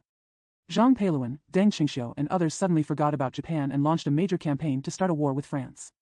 When China and France go to war together, Japan's opportunity will come. At this time, the party, government and army of Goryeo were facing each other. On one side is the Enlightenment Party, whose leaders are Hong In-sik, Kim Ok-kyun, and Park Young-hyo, and whose backing is the Japanese minister Shinichiro Takesoi. This faction is pro-Japanese and wants to use Japan's power to achieve independence. If something happens to the other side, go to the party. The leaders are Kim Yun-sik, Min Yomi and Yin Tai-jun were supported by Yuan Shikai. This faction belongs to the Lianhua and wants to be under our protection to avoid oppression by Japan and other countries. The army in Seoul consisted of the Chinese garrison and the Goryeo army trained by Yuan Shikai. Opposite are the guards of the Japanese embassy and the Goryeo army trained by Japanese officers. Before the Sino-French War broke out, the Enlightenment Party could not raise its head. After it started, Zhu Tian became active, saying that China had too much time to take care of itself, so how could it take care of Korea? So Hong Yingji and others decided to make a big move. On the night of October 17th, the 10th year of Guangxu's reign, Hong Yingji hosted a banquet for the diplomatic corps and Korean dignitaries. Representatives from various countries were present, but Zhu Tian was the only one who said he was not sick. Then suddenly a fire alarm was called, and everyone present panicked. Min Yongni went out and was killed by soldiers who had set up an ambush. Hong Yingji ran into the palace and declared a mutiny in China. The king was forced to move, and Zhu Tian was summoned to lead Japanese soldiers into the palace to defend it. Zhu Tian was not only free of illness at this time, but also led the team into the palace himself. After the king was in the hands of the Enlightenment Party, he issued an edict to summon the leader of the party. They were killed as soon as they entered the palace. So he declared independence and sent people who enlightened the party to form a government. On October 19th, Yuan Shikai brought the Koryo soldiers he had trained and the Chinese troops stationed in Seoul into the palace. China and Japan started fighting in the Goryeo Palace. Zhu Tian saw that he could not resist, so he retreated. The palace and the king were again in the hands of Yuan Shikai. Hong Young-sik and Park Young-hyo were killed by rebel soldiers. Jin Yujun fled to Incheon with Zhu Tian and later defected to Japan.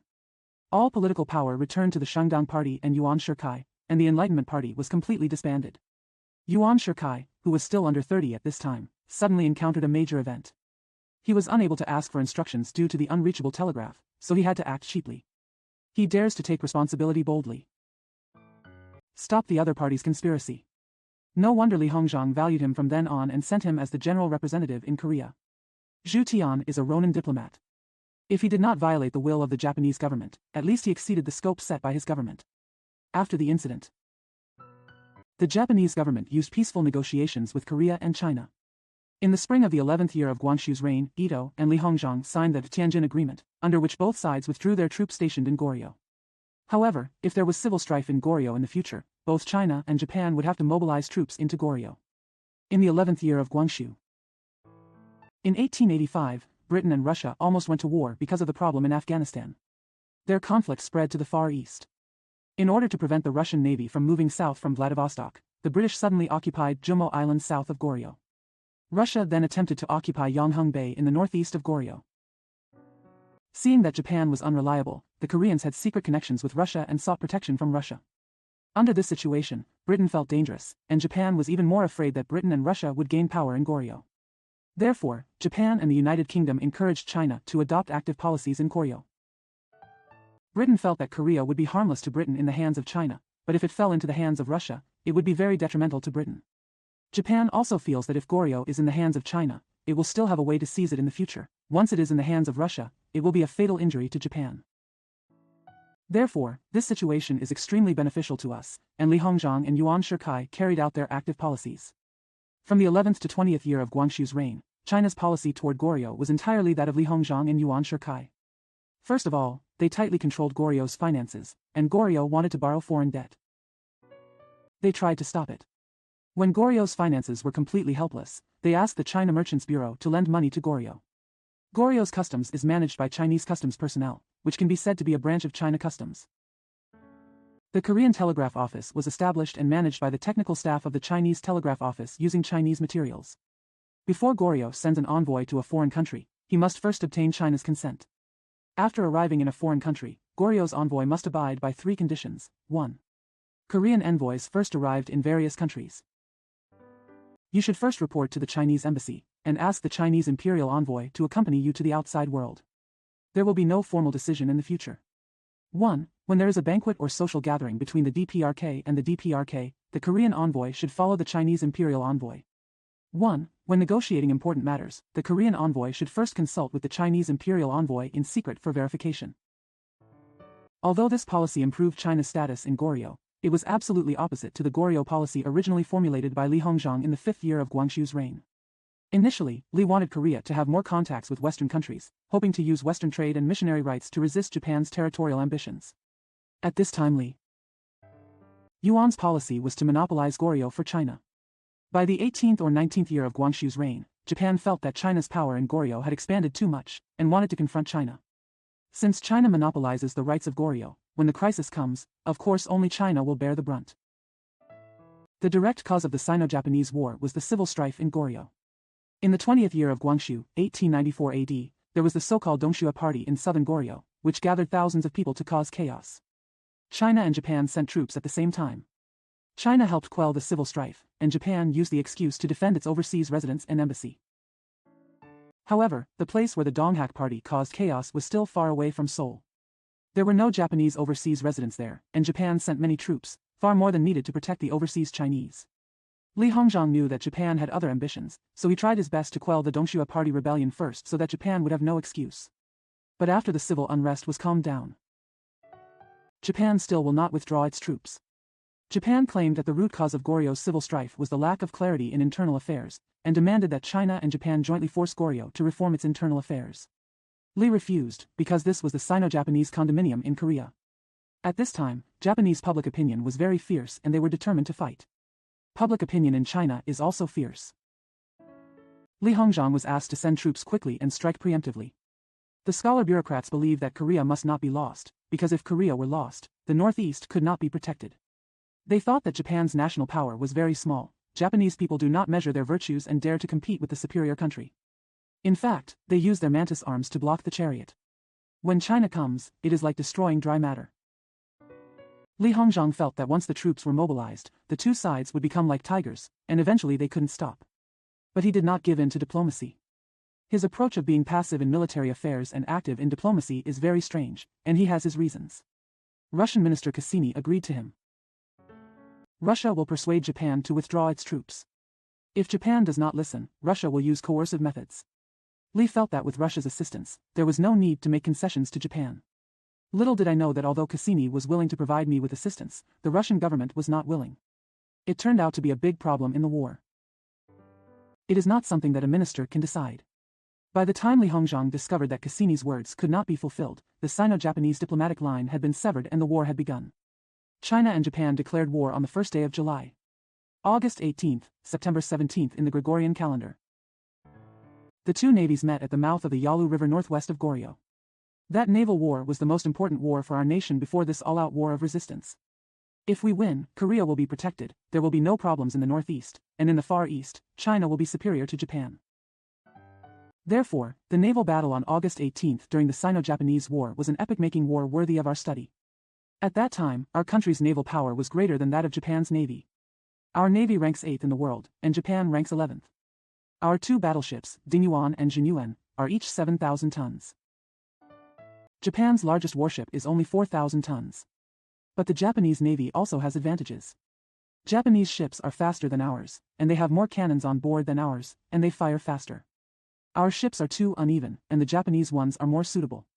Therefore, materially speaking, the navies of the two countries are not far apart. There were many reasons for our failure that time. First, strategies are inferior to people. Our original fleet was arranged in a human formation, with the two armored ships of Dingyuan and Jinyuan taking the lead, being the main force in the battle. Navy Admiral Ding Ruchang took Dingyuan as his ship, and the captain was Lu Buchan. Ding Ben was a cavalry officer and did not understand the navy. He was a loyal man with a lot of integrity, and Li Hongzhang only relied on him as a spiritual leader. Lu Buchan is a graduate of the British Naval Academy, and his academic performance is indeed top-notch. He is quite familiar with Shakespeare's plays and has the demeanor of a so-called Confucian general. Ding considered himself inferior to Lu. So it was actually Lu Zhua who was in command. When the two armies faced each other, Lu who ordered the human formation to be completely turned upside down. The two armored ships of Dingyuan and Jinyuan were at the back, and the smaller ships on the two wings were at the front. Lu Shi was timid and wanted to save himself. As a result, the front line was in chaos. The crew of the boat were panicked. Moreover, Japan has to seize the opportunity to attack our weaknesses first. Secondly, our tactics are inferior to others. Tyler, the British chief gunner on the Dingyuan ship at the time, saw Lu Buchan changing his formation and knew that the situation was not good. He first told the gunners not to fire too far away and not to fire randomly, because there were not many cannonballs on the ship and they would surely hit before firing. After giving the order, he went up to the observation deck and stood next to Admiral Ding, ready to help Admiral Ding give orders. Dante didn't understand English and Taylor didn't understand Chinese, so the two had to communicate with gestures. Soon the gunner opened fire, and the first shot accidentally hit his own lookout. Ding was seriously injured and was no longer in command throughout the battle. Taylor was also slightly injured. The accuracy of Japanese artillery shells was far superior to ours. As a result, our navy suffered heavy losses and no longer dared to fight the Japanese at sea. The Japanese controlled the sea. The army's transport has freedom of movement, but we must detour through Shanhaiguan. In fact, after the navy failed, big things happened. The defeat of the army was even worse than that of the navy. In March of the following year, Li Hongzhang and Ito signed the peace treaty of Shimonoseki. China agreed to Korea's independence and ceded Taiwan and the Liaodong Peninsula. The compensation is 20,000 taels. Modern war is certainly no child's play. Of course, if you seek peace without fighting, you will suffer losses. This time, it is the condominium of Goryeo that will suffer. But if you seek peace after defeat, you will suffer far greater losses than if you make peace without a fight. Political leaders during the Tongjin Guangxu years such as Zheng, Zhua, Li, and Prince Gong Wenxiang and others originally wanted to avoid war while trying their best to strengthen themselves. Unfortunately, people at that time did not allow them to do so.